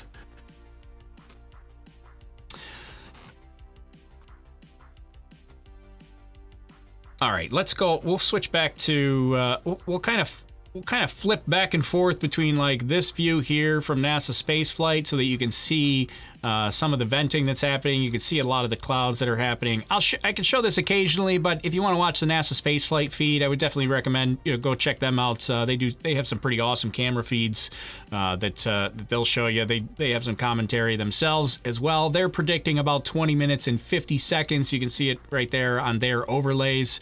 So they do a pretty awesome job. Not to sell myself short, but obviously they're putting a stream together. So if you prefer their views, definitely go check them out because they do have pretty good views. What's different between SN9 and SN10? They're pretty much identical vehicles between SN9 and SN10. That's from Vlastimil. I hope I said that right. But I think the only major thing we're going to see that's different is it sounds like we're going to have a 3-engine startup for landing instead of the 2-engine startup. Because that's what Elon said on Twitter. It sounded like they were going to go 3-engine startup, make sure at least 2 of them started good, and then shut down the extra one, do the flip under 2 engines, and then the confusing part that I don't know the answer to is, are they going to land on 2 engines or are they going to land on 1 engine? So it could be like a 3-2-1 where they start up 3, cut 1 off for 2 for the flip. After the flip, cut 1 off and land on 1. I don't know the answer to that. If somebody ends up seeing, so we wouldn't expect to see a SpaceX stream quite yet, but if somebody does see it, definitely somebody get on the horn and let me know. Well, there you go. Jarek says, well, the main difference is that SN10 is in one piece. Yeah, you got me there. SN10 is in one piece for now. We'll see how this goes. Steven Ramsden over on Facebook says, what's your view? Do you think they're going to land it? I think we have a much better chance of landing it, obviously. I give it about a 75% chance of landing here. It seems like we haven't gotten really that close before, because we had the engine, the fuel issue, then the engine issue. It seems like this 3-engine startup and then shut 1 down could potentially solve that. That would be great. My question is, will it, even if it lands, will it stay upright? Those landing legs, I know they worked well on SN5 and SN6, but when that thing touches down, those landing legs are in this scale, they're this big, they're teeny tiny. They're big in person, but in comparison to the Starship, not so much. So my prediction, which is based on nothing other than this is what I feel like saying right now, is that it will land, but it won't stay that way. It'll touch down, but it'll tip over. That's my prediction. I don't know. It's based on nothing. You asked me what I thought, that's what I think. That's it. But right now, the urgent priority is we need to commence Operation Flapperation here, because Tori's got to leave in about 45 minutes, one way or no, not 45, in about an hour. I have an hour left, so we're good. 45 minutes from this launch time. So, why is it 10 kilometers instead of 12 kilometers? Well, they moved that back on SN9. They dropped it down to 10 kilometers. We don't know the exact reason behind that. But one thing to keep in mind is right around 10 kilometers is where upper level winds really start to kick in. So they might do it for better flexibility. It could be a safety issue. At 10 kilometers, your danger cone is going to be smaller than 12 kilometers. Your danger cone will be a little bit larger. It is possible. We don't know exactly what happened here yet, but if you recall, SpaceX got in a little bit of hot water with the FAA because the FAA reported that SpaceX for SN8 back in, when was that, December? SpaceX had filed for a safety waiver. They wanted to launch, but outside of or beyond the parameters that they could prove was safe. And they said, like, you know, we want to push the limits a little bit. Hey, will you let us do this little bit of extra thing here? And the FAA said no. Now the question, we don't know exactly what that safety parameter was. It could have just been something simple like they didn't, they're supposed to create like modeling and risk analysis and things like that. And maybe they were just like, well, we don't want to do the risk analysis. We're not going to run through the computer models and simulations and things like that. That could have been it. It could also have been, we want to go to 12.5 kilometers, but we can only prove that it's safe to go to 10. So will you let us go to 12.5? And the FAA was like, no. And they're like, well, we're doing it anyways. And they did it. Whatever they applied for, which we don't know what they applied for, they did anyways. That's where they got into hot water. So was it the altitude? I don't know. Maybe it was the altitude. But one thing to consider, probably the more likely thing is it might be a little bit easier to go to 10 kilometers because of the upper level winds that start right around there. So there's a little bit of conspiracy theory along with weather analysis. How's that for an answer? Do you think they will turn it around for landing sooner than they did last time? Well, generally, so if you have some sort of mishap, like a missed landing where it explodes, they need to do an investigation. That's part of the regulations. That investigation generally takes about probably 3 weeks. So if SN10 does not land, you need 3 weeks to investigate. And really, like, I know a lot of people are like, it's a test vehicle. If it explodes, who cares? Like, of course it might explode. It's a test vehicle. True, but you still have to understand why it exploded. You can't just, it's like, the definition of insanity is doing the same thing over and over again and expecting a different result. You can't do that. You have to understand why that one went and change something and fly again. So that's that's the reason why they do that investigation. And you also, not only do you have to investigate to understand what the issue was that caused it so you can solve it for next time, but the FAA also wants to know, like, you run a bunch of computer simulations ahead of time. It says, like, okay, if it explodes, the debris will only go this far. The size of the debris will be this big. It won't injure people. It won't injure property. It's not going to damage houses. The explosion is only going to have this much energy to it. And so they do the investigation to figure out what went wrong, but also when it went wrong, did it still fit within the expected safety parameters? Like, do they need to do something different to fix their safety parameters? So Kenneth Otto says SN10 is venting per other sources. Yeah, SN10 is definitely venting right now. We're waiting for the tri-vent, which is basically engine chill. We don't have that yet, but we are expecting that in about 13. Well, no, the engine chill it could be in about a minute. We're expecting a launch in maybe about 13 minutes. So, let's see what else we have. No word from SpaceX on a live stream yet, so that's okay. I don't expect SpaceX to go live until about T-minus 6 minutes.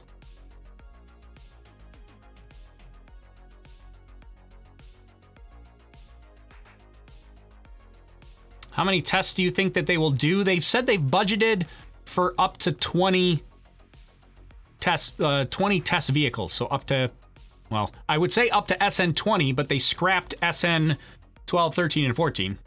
So they're going to go SN10, SN11, and then I think the next one after that is SN15. They're going right to 15.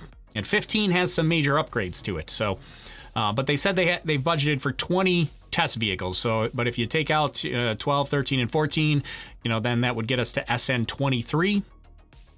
They also still have to test the boosters. We've got booster number 1. That's the first stage booster. That has to be tested. Is what's gonna get us orbital. So we've got to test that as well. Remember this is the second stage, the Starship. There's an entire first stage, which I don't have 3D printed, but there's an entire first stage here that is still, and both of these are recoverable. They will both land, and the whole thing is going to be reusable.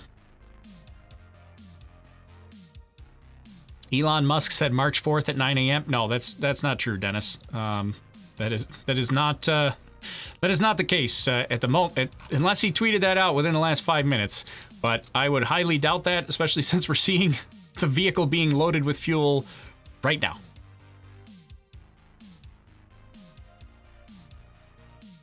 Let's see. Oh, I just got a message from Declan over at Flight Club that told me to refresh my widgets. Let me do that. Refresh.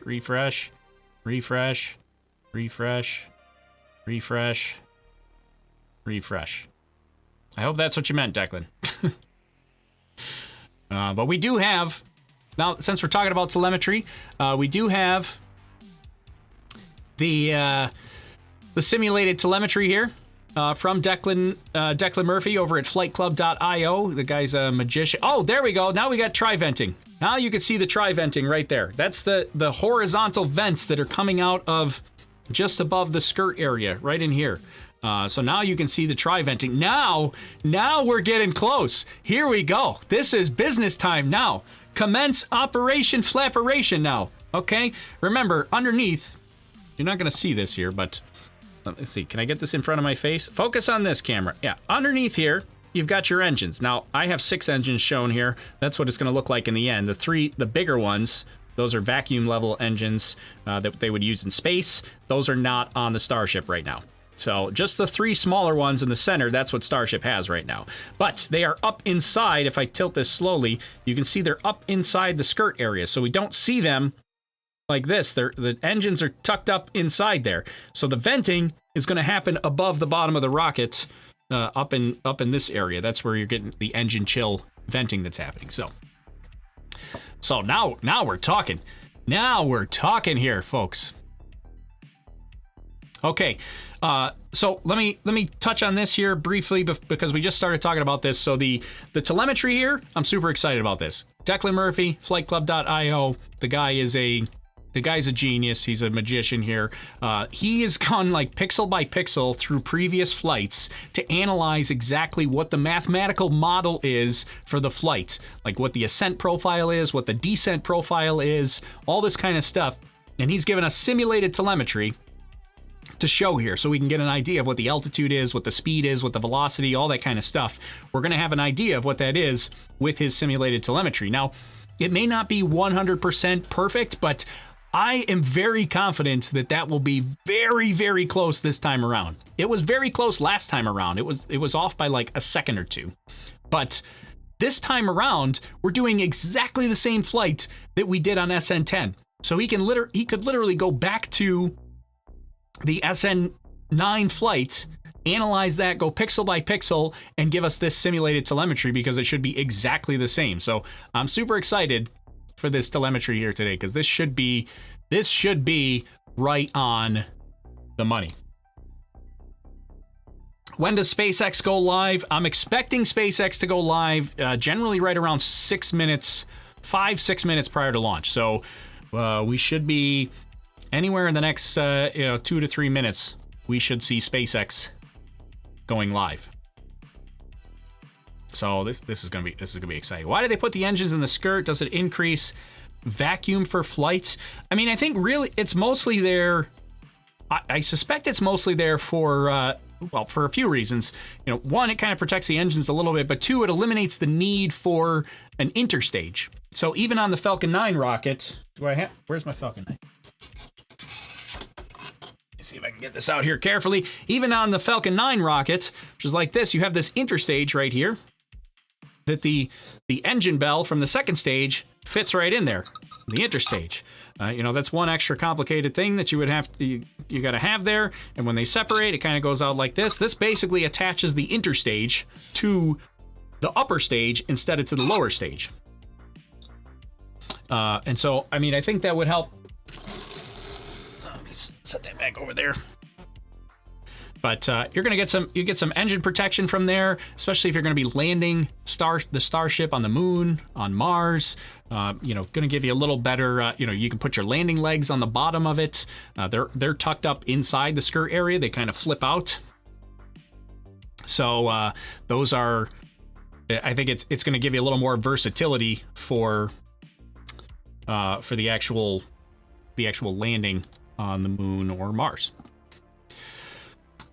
All right, now we're getting to it. I still see nothing from SpaceX. How much longer for launch? I'm expecting only about 6 minutes or so. We've got tri-venting, which is engine chill. That means they are cooling down the plumbing components. They are preparing for ignition at this point. I see no live stream from SpaceX though. They are going to live stream it, right? I'm pretty sure they said they were going to live stream it.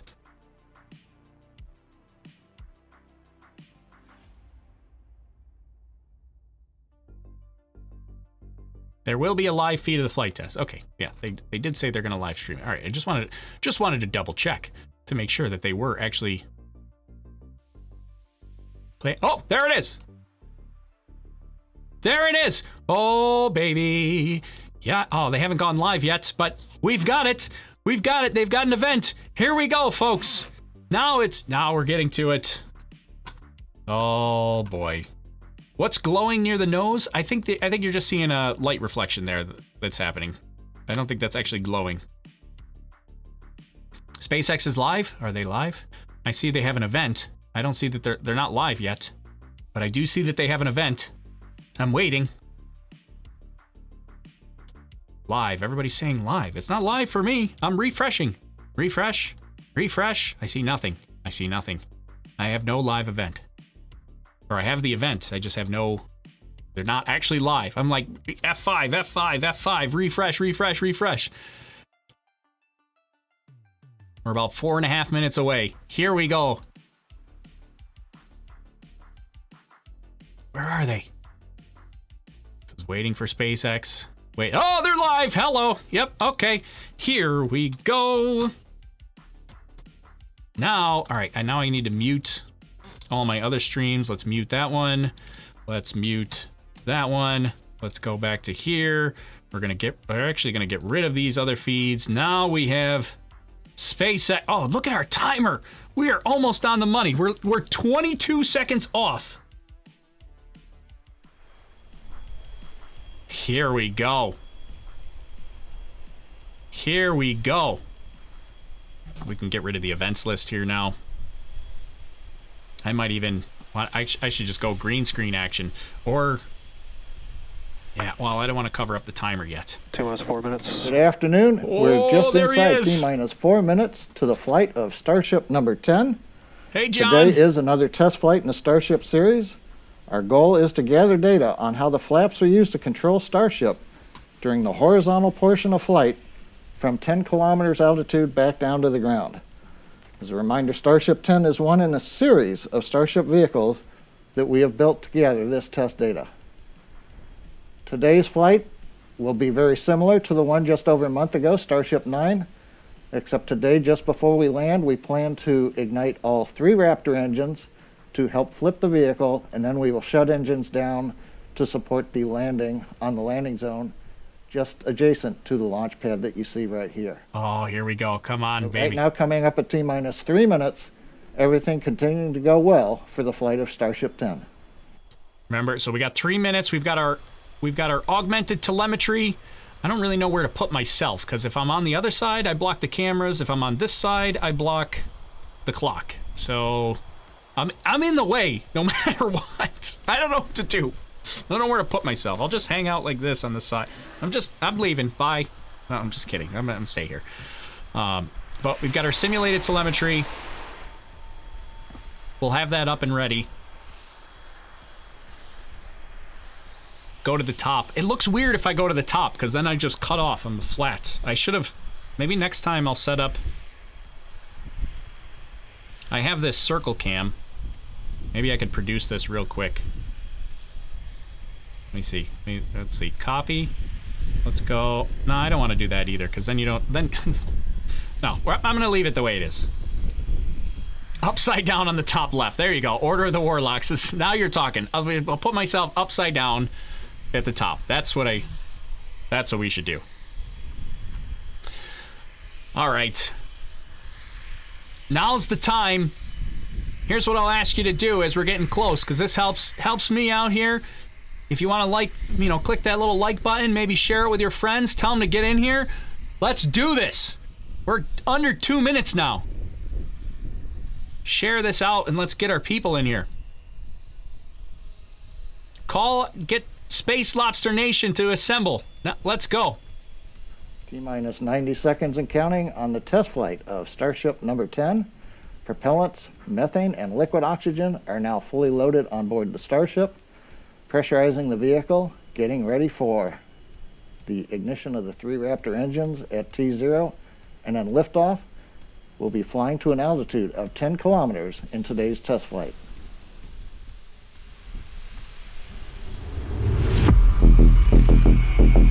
Let's get you excited.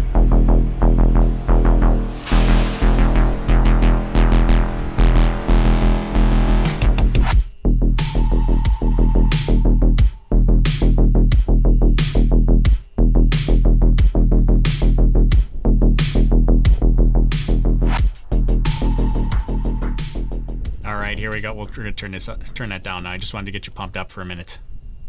Here we go. We're down to 30 seconds now. Here we go. Let's do it. Minus 30 seconds and counting. Everything continues to go well for the test flight of Starship 10. Oh, not yet. We've disconnected the quick disconnect from the vehicle, getting ready for the ignition of the 3 Raptor engines. Flight Club was starting a little bit early here. Let me move out of the way. Here we go.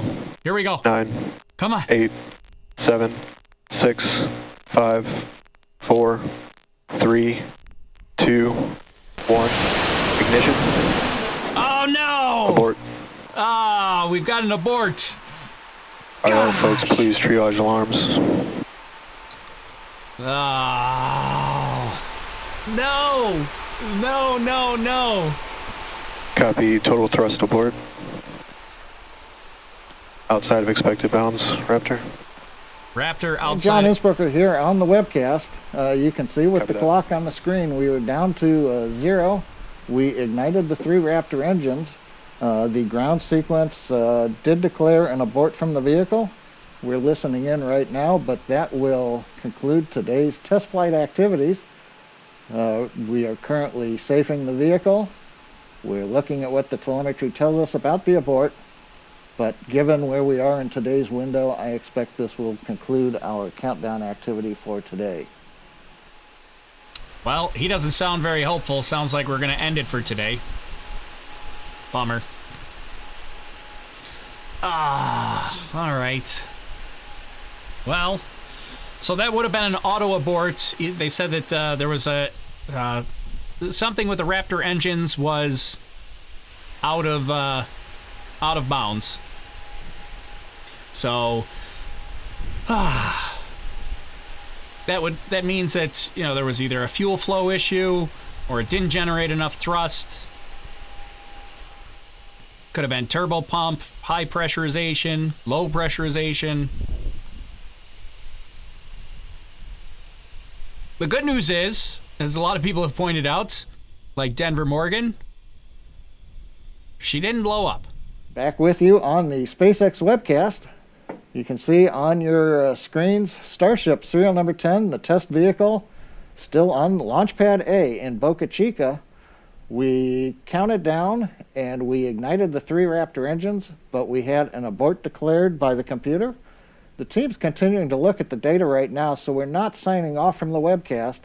We do want to see if there's an opportunity to possibly detank and then retank the vehicle and try again later this afternoon.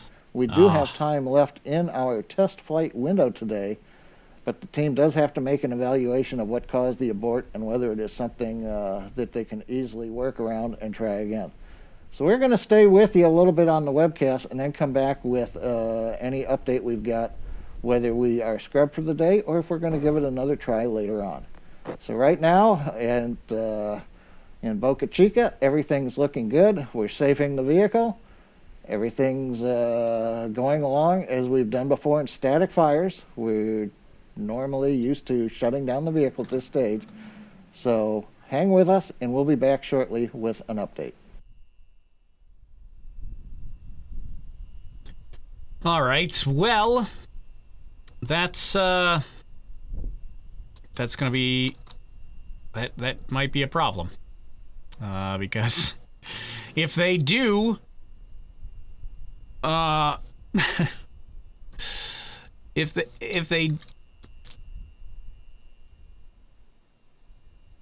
they do decide to continue on, I'm gonna have a tough time with being able to stream this here. So. Because like I mentioned earlier, I have a hard cutoff at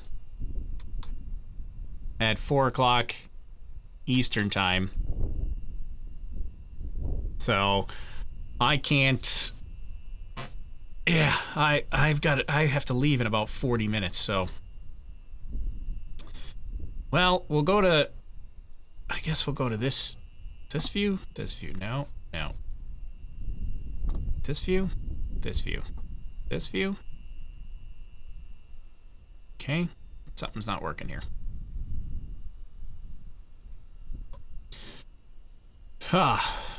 Does this rocket seem shorter?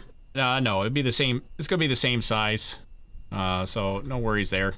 Same size as usual. Let's see.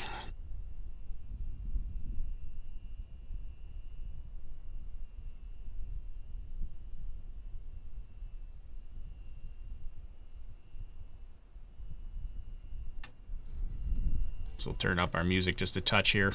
I was trying to troubleshoot something here on my end, but the technology is failing me today. Technology is not my friend today.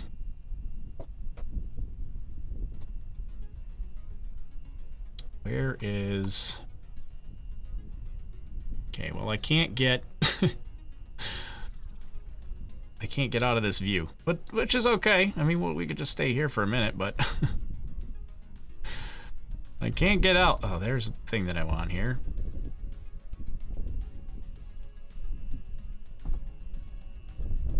Okay, so we'll switch to this view is what I wanted to switch to. That way, at least if people jump on and they're like, when hop, then at least they know that there was an anomaly. And we're now there. Should I say anomaly or should I say hold? Maybe I'll just say hold for now. That's probably better. If I say hold instead of...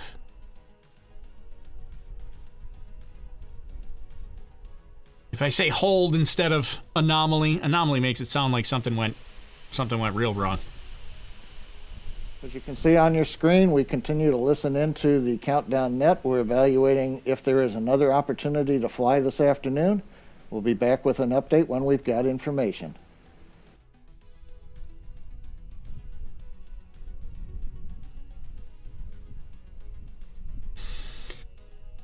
All right. Jeff Walsma over on Facebook says he's watching on the beach while he's on vacation in Hawaii. That's pretty awesome. Jealous of that. Don't say hold, they're definitely done for the day. Well, I'm not going to say they're definitely done for the day until they say they're definitely done for the day. And in fact, they said the opposite. He started off by saying that he thinks they're done for the day, which I do think that, well, I'm kind of hoping at this point that they're done for the day, because I only got about 40 minutes left before my window closes here. But they did say that their teams are reevaluating right now to see if they could go again today. At this point, I hope the answer is no.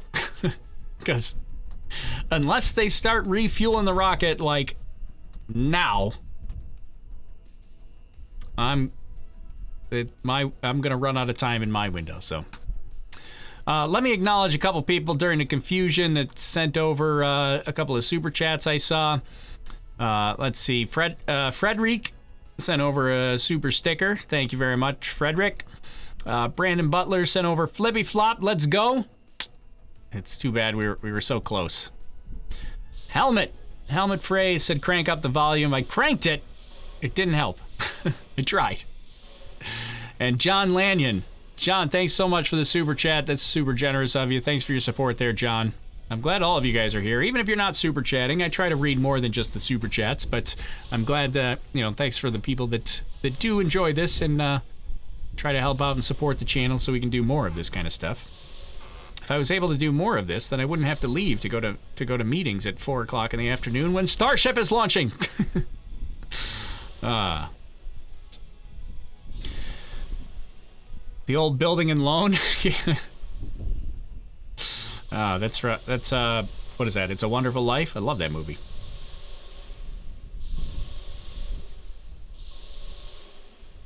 Maybe SN10 is still in shock from the last launch and had cold feet. Yeah, right? SN10 was right there watching its buddy SN9 come to the fiery explosion.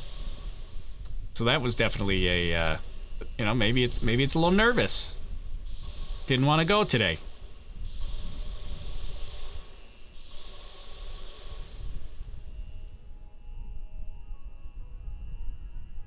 Why did it look like there was something coming out of the small ring closer to the bottom during the attempted launch? I'm not sure what you mean by the small ring. So there is, here's the bottom of the vehicle is right here.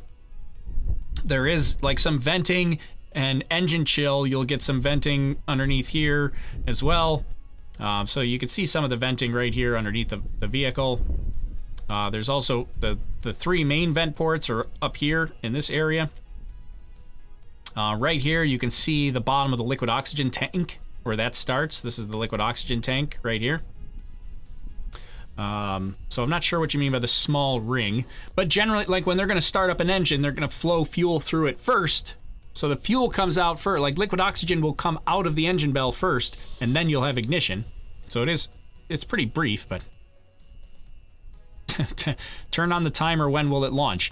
Radal, if you have a crystal ball and you know the answer, you let me know, and I'll turn the timer back on.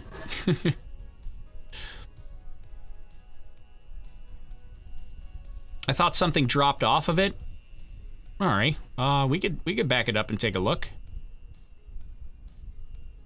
There was a flash fire where the condensation ring is, says Bruce McNinch. I almost said Macintosh. McNinch. The ice ring, bottom of the oxygen tank is where the failure happened. All right, interesting. All right, I'll back it up. Let's see. I don't want to miss them saying something, so. Let me see, where do we got to back it up here to? No, farther than that. To try later. Have time with you.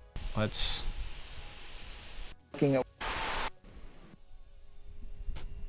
Let's see. So here's our venting. That's normal. 9, 8, 7, 6, 5, 4, 3, 2. All right, so I'm going to pause it right there.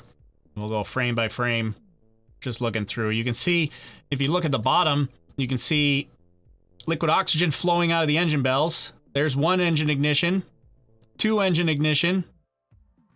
Looks like 3 engine ignition.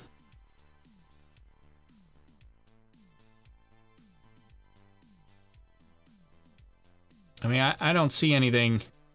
I mean, I see, there's probably a lot of ice buildup. Put up your replay button. That's a good comment there. Put the replay button up. So, a lot of this we talk about condensation quite a bit, but there's likely going to be ice that forms here on the outside as well. So I don't think that's a ring of fire here. So we can watch one engine, two engines. Looks like there's the third engine, maybe. Maybe the third engine didn't start up for some reason. But that condensation ring there, I think it's just lighting up from the reflection of the main combustion there. And then I think we get some, you know, maybe some ice dropping away from it. And then it shuts down. So that doesn't look super unusual to me. Am I missing something? I mean, it looks just like... It just looks like ice falling away from the vehicle. And, you know, it's glowing because you have a giant fireball right below it. They wouldn't be reevaluating if there was a ring of fire, right? Yeah, that's a good point. All right, we can get rid of the replay text. No, we can't get rid of the replay text because my technology, there we go. My technology doesn't want to work today. Oh wait, I can't do it there though because it'll be all over the place. I gotta do it. Hold on. Oh, why my technology doesn't want to work today is gonna drive me nuts.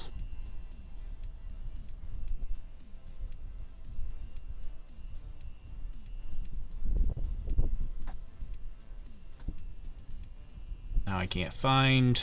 There it is. Right there. Right there. Okay. We're good. Problem solved. Looks like fire spilling. It may not be that, but it sure looks like it. I mean, I definitely see where you're coming from. It kind of looks like it, but that's not it.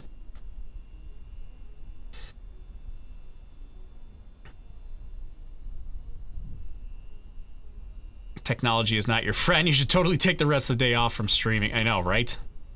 It's the technology, it just didn't want to cooperate today between the whole computer just crashing a couple of hours ago to now some of my buttons aren't working. This is great. This is just fantastic.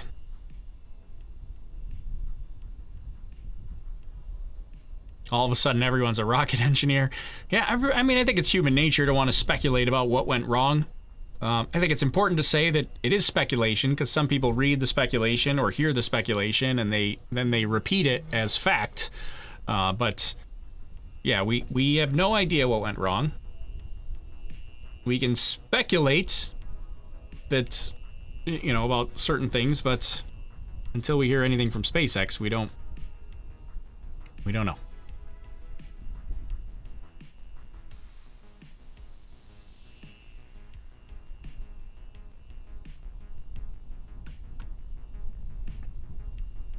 My wife pointed out a momentary vent from the inboard bottom side of the left flaperon.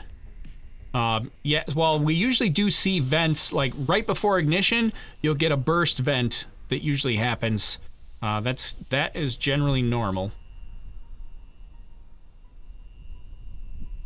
Play it in real time. You want to see it again? All right, we'll see. Well, my replay thing is not working, but we'll try it.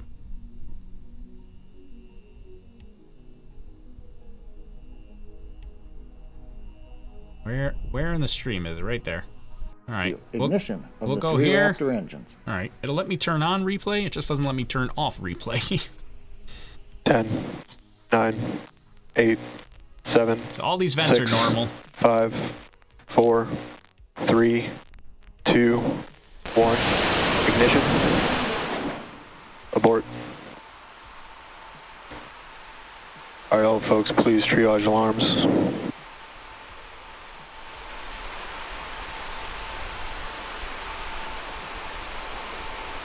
Copy, total thrust abort.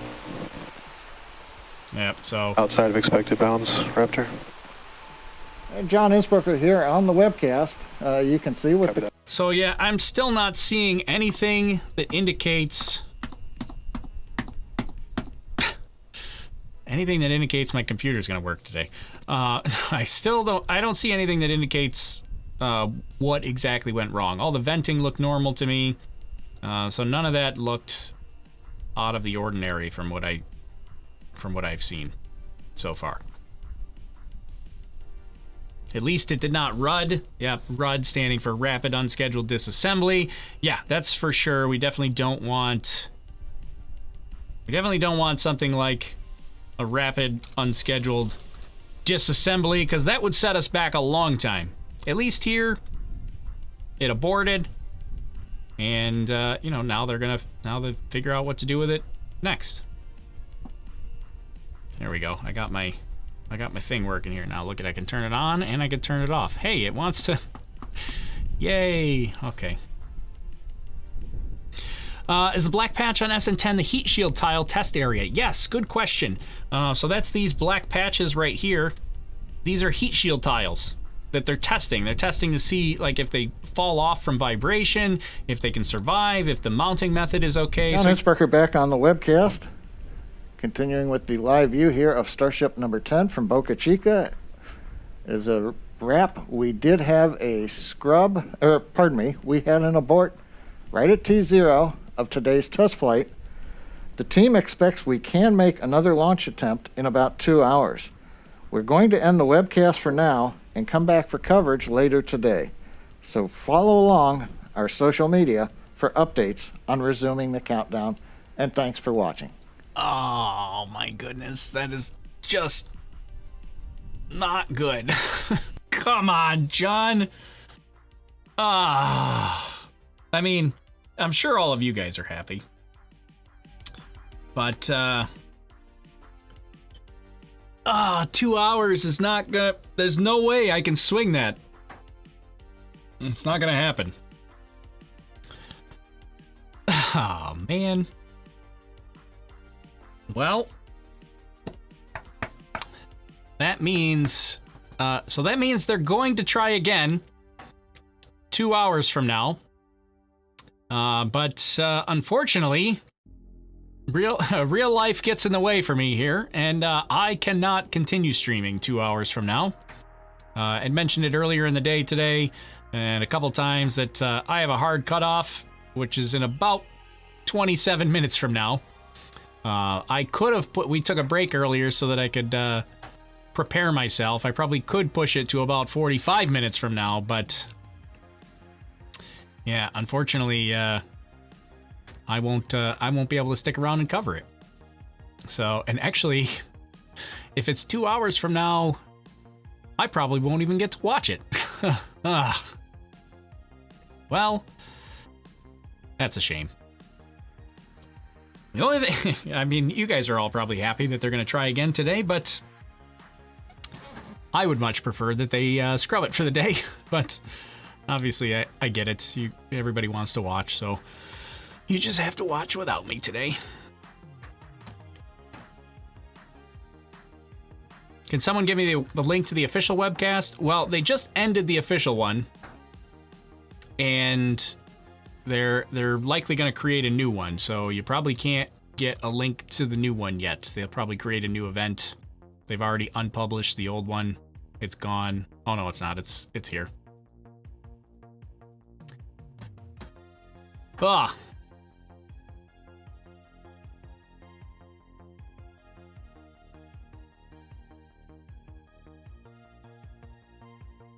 Here you go. Nadav says I love your channel. Thanks for what you're doing. I invite you to come down and watch the launch from Titusville. We have Falcon 9 in 12 hours. Well, I can't get there in 12 hours, but I have actually watched some launches from Cape Canaveral, and eventually I will get back there at some point. Barney Baker, trying to make me feel a little bit better, says, I don't think it'll go today, Tori. Well, I hope you're right, just so that we can get back together again tomorrow. Just leave it streaming without you. I would, but then I'd have no way to shut it off, and then I don't have control of I wouldn't have any control over what's going out over the air, and that can be bad for copyright reasons if all of a sudden something starts playing and I can't shut it off.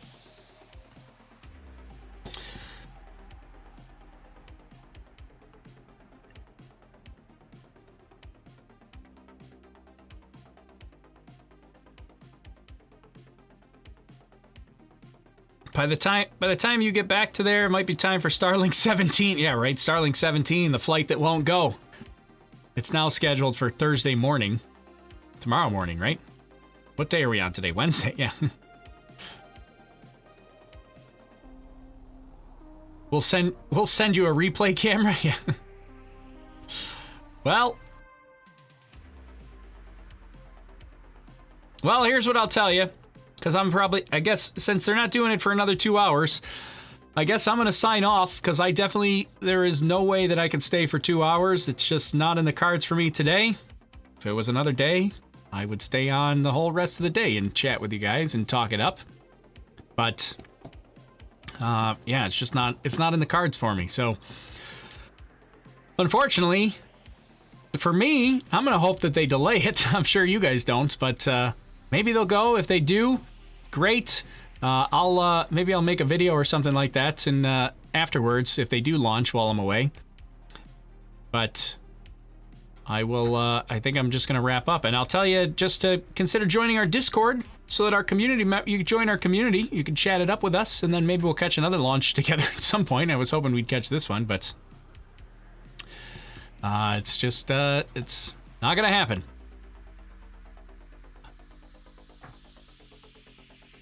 Yeah, everybody, better luck next time. Thanks. Yeah, everybody's saying thanks. Appreciate it. Yeah, thanks for the coverage. Yeah. Well, that's just, that's going to be a major bummer. Dissect a replay so you get to see it. Yeah, I wonder, I might do something like that. Like, maybe what I'll do, I don't know. I have some ideas on what we could do. Because there's a million places where you can watch the stream, but maybe we'll watch it, maybe we'll watch it together anyways. You guys will all know what happened except for me. Maybe I'll just intentionally not watch and wait, and we'll watch it. We'll all watch it together. That could be fun. Or maybe I'll record. I probably can't do that because there will be somebody in the chat that'd be like, it landed or it exploded. So maybe I'll just record it after the fact. Like, I won't watch it until I can record myself watching it. How's that? Because I know some of you guys like to see me bounce off the wall, so maybe that'll be my plan. All right. Well, yeah, Monkey DKS says I'll 100% spoil it for you. All right. Well, that's a good point. I should also shut off my Discord notifications so you can't get a hold of me. That's a good. I'm glad you reminded me so that I can shut off those Discord notifications. Okay, well, I'm gonna head out here. Consider joining the Discord. It's free. I'm sure somebody will. You can type !Discord in the YouTube chat, and I guess I probably should drop one in Facebook as well, since we had to restart the whole live event. But where's my Discord here? Let me give you a link to Discord if you want to chat some more. Is Nightbot still around, or did Nightbot quit too on me? There's Nightbot. Thanks for stopping by, Nightbot. I can't copy it because the chat is going too fast. There we go. Okay. Let me drop this in before we leave. Here you go. There's one for Facebook. One for Periscope, even though I don't really think links work that well on Periscope, and one for Twitch, so.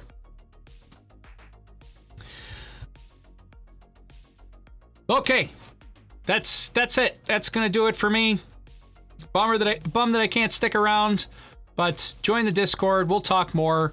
Maybe I'll do like a video reaction video, and if it launches today. But I'm still holding out hope that maybe they'll scrub for today and they'll go tomorrow instead. You can only hope. We'll see. Because I got all day tomorrow. I can do it tomorrow. I got nothing tomorrow. We'll do the whole day tomorrow. I mean, I still have to work, so I'm not gonna I'm still gonna try to wait until I think they're actually gonna launch. But if this was tomorrow, I'd stay here for the next 2 hours and wait for it. But just no can do today. So, all right, that's gonna do it for me, everybody. Thanks at least for hanging out for a bit. If you do see it, I hope you enjoy it. I hope it lands and lives to see another day. That'll be pretty awesome. Then we could start moving on to bigger and better things, right? All right. Elon tweeted, oh, you're just as I was about to say bye. You did this to me on purpose because you know that I can't say bye on these streams. Like, they take polls in my Discord server about how many times it's going to take me to say bye.